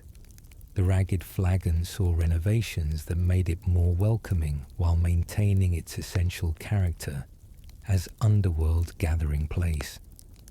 Recruitment efforts intensified with the guild's improving reputation. Talented individuals who would have avoided the organization during its decline now sought membership, recognizing opportunity in a rising enterprise. This influx of skilled recruits provided both immediate operational capacity and long-term sustainability through replenished ranks. The restoration of external operations became priority for expanding influence beyond Riften. Delvin Mallory led efforts to re-establish the guild's presence in other holds, beginning with cities where his contacts remained active. These satellite operations, while subordinate to Riften headquarters, extended the guild's reach and income potential throughout Skyrim. The relationship with Maven Blackbriar was renegotiated from a position of renewed strength. While the guild maintained business ties with her, the terms became more equitable, reflecting their restored capabilities. Maven, pragmatic as always, accepted the new arrangement, recognizing that a strong Thieves Guild served her interests better than a weak one desperate enough to accept any terms. Within the guild, leadership transitions occurred naturally as circumstances demanded. Brynjolf's role as de facto leader during the crisis became official as he stepped into the guild master position. His combination of recruitment skills, operational expertise, and genuine commitment to guild ideals made him natural choice for guiding the organization through its restoration phase. The Nightingales were reconstituted with proper trinity. Carlia reclaimed her rightful place after years of exile, joined by members who had proven themselves worthy of the honor. The new Nightingales received their armor and powers in proper ceremony at the Twilight Sepulchre, blessed by Nocturnal and sworn to protect her interests as previous generations had done. The guild's operations expanded in scope and sophistication as resources and membership grew. Complex heists that would have been impossible during the decline became feasible again. The restored network of fences throughout Skyrim allowed efficient conversion of stolen goods to coin. Intelligence gathering capabilities reached levels matching or exceeding the Golden Age under Gallus. Training programs were formalized, incorporating lessons learned during the difficult years. New members received structured instruction in all aspects of the thieving profession. Lockpicking, stealth, combat, fence negotiation, intelligence gathering, and the ethical code that distinguished guild members from common criminals. This systematic approach ensured consistently high skill levels among members. The guild's relationship with Riften's government and population improved as restored capabilities allowed them to better regulate criminal activity in the city. Random violence decreased as the guild enforced standards on independent criminals. Merchants benefited from protection services that actually protected. The paradoxical situation where a criminal organization improved civic order reasserted itself. The cultural restoration proved as important as operational recovery. The guild rediscovered pride in their profession and organization. Stories of past glories were shared with new members, creating connection to tradition and history. Rituals and ceremonies that had lapsed during desperate times were revived, strengthening organizational identity and member commitment. The financial prosperity that accompanied restoration allowed investments in long-term sustainability. The guild established hidden caches throughout Skyrim for emergency resources. Equipment quality improved as funds allowed purchase of masterwork lockpicks, enchanted armor, and specialized tools. A treasury reserve was built to cushion against future difficult periods. The legacy of the Thieves Guild's near destruction and restoration became part of organizational mythology. The story of Mercer's betrayal, the Curse Years, and eventual redemption was told to new members as cautionary tale about the importance of honor and the consequences of violating sacred trusts. These lessons, brought with suffering, became integral to guild culture. The Thieves Guild's influence extended beyond criminal operations into Skyrim's broader cultural and economic landscape. Their role as regulators of criminal activity created stability that benefited even law-abiding citizens. The network of fences and grey market dealers they maintained provided economic opportunities that wouldn't exist in completely legal markets. Their tradition of excellence in the thieving arts represented a form of craftsmanship that, while illegal, commanded respect from those who appreciated skill. The guild's relationship with other factions in Skyrim was complex and multifaceted. The Dark Brotherhood, the Assassin's Guild that paralleled the Thieves Guild in many ways, maintained professional relationship characterized by mutual respect and non-interference in each other's territories. Both organizations understood that conflict between them would weaken both while benefiting neither. The College of Winterhold provided valuable services through Enter, a fence specializing in magical items that required expertise beyond Tenilia's capabilities. This connection allowed the guild to profit from stolen enchanted equipment and artifacts, while providing the college access to items that might not be available through legitimate channels. The relationship benefited both institutions while maintaining appropriate distance. The Companions, Skyrim's warrior guild based in Whiterun, maintained more distant relationship with the Thieves Guild. Their codes of honor differed significantly, with the Companions valuing open combat and direct action, while Thieves preferred subtlety and misdirection. Yet both organizations respected each other's martial prowess and generally avoided conflicts that would serve neither's interests. Individual Jarls and their courts dealt with the Thieves Guild according to their own philosophies and practical needs. Some, like Riften's leadership, maintained close if unofficial relationships.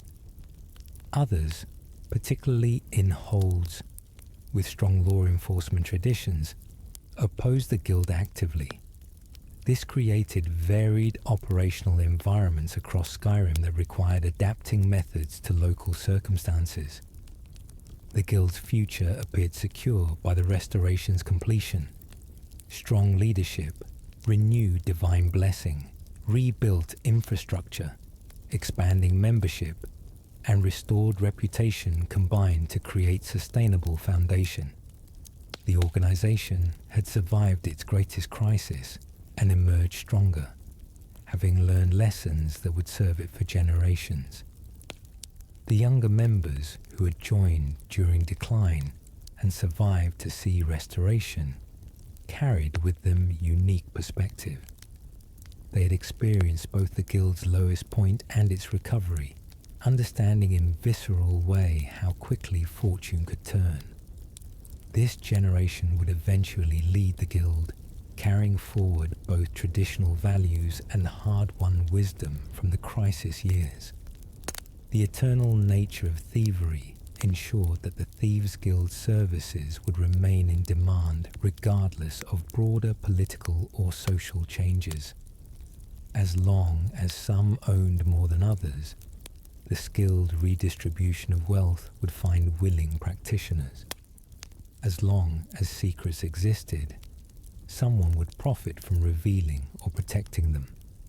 The guild had adapted to changing circumstances throughout its history and would continue doing so. The relationship with Nocturnal provided spiritual foundation that transcended mere criminal enterprise. The guild served a Daedric prince's interests, making them something more than ordinary thieves. This connection to powers beyond the mortal realm gave members sense of greater purpose and protected the organization in ways mundane guards and locks could not. The Thieves Guild stood once again as Prima's criminal organization in Skyrim, its members moving through shadows with skill and purpose. From the ragged flagon's depths to the highest noble houses, their influence extended wherever coin exchanged hands and secrets held value. They were thieves, certainly, but thieves with honor, skill, and proud traditions spanning centuries. So concludes the complete history of the Thieves Guild in Skyrim, from ancient origins through Golden Age, devastating betrayal, desperate decline, righteous pursuit, and final restoration.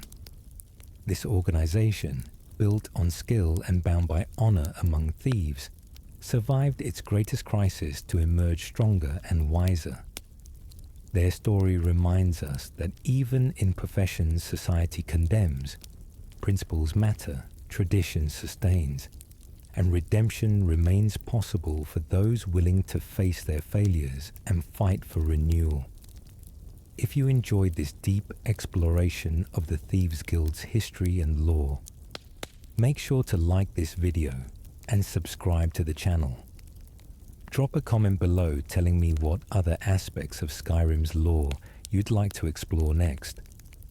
Perhaps the Dark Brotherhood's operations, the history of the Companions, or the secrets of the College of Winterhold. Until next time, cozy nights. May your paths be shadowed and your pockets heavy.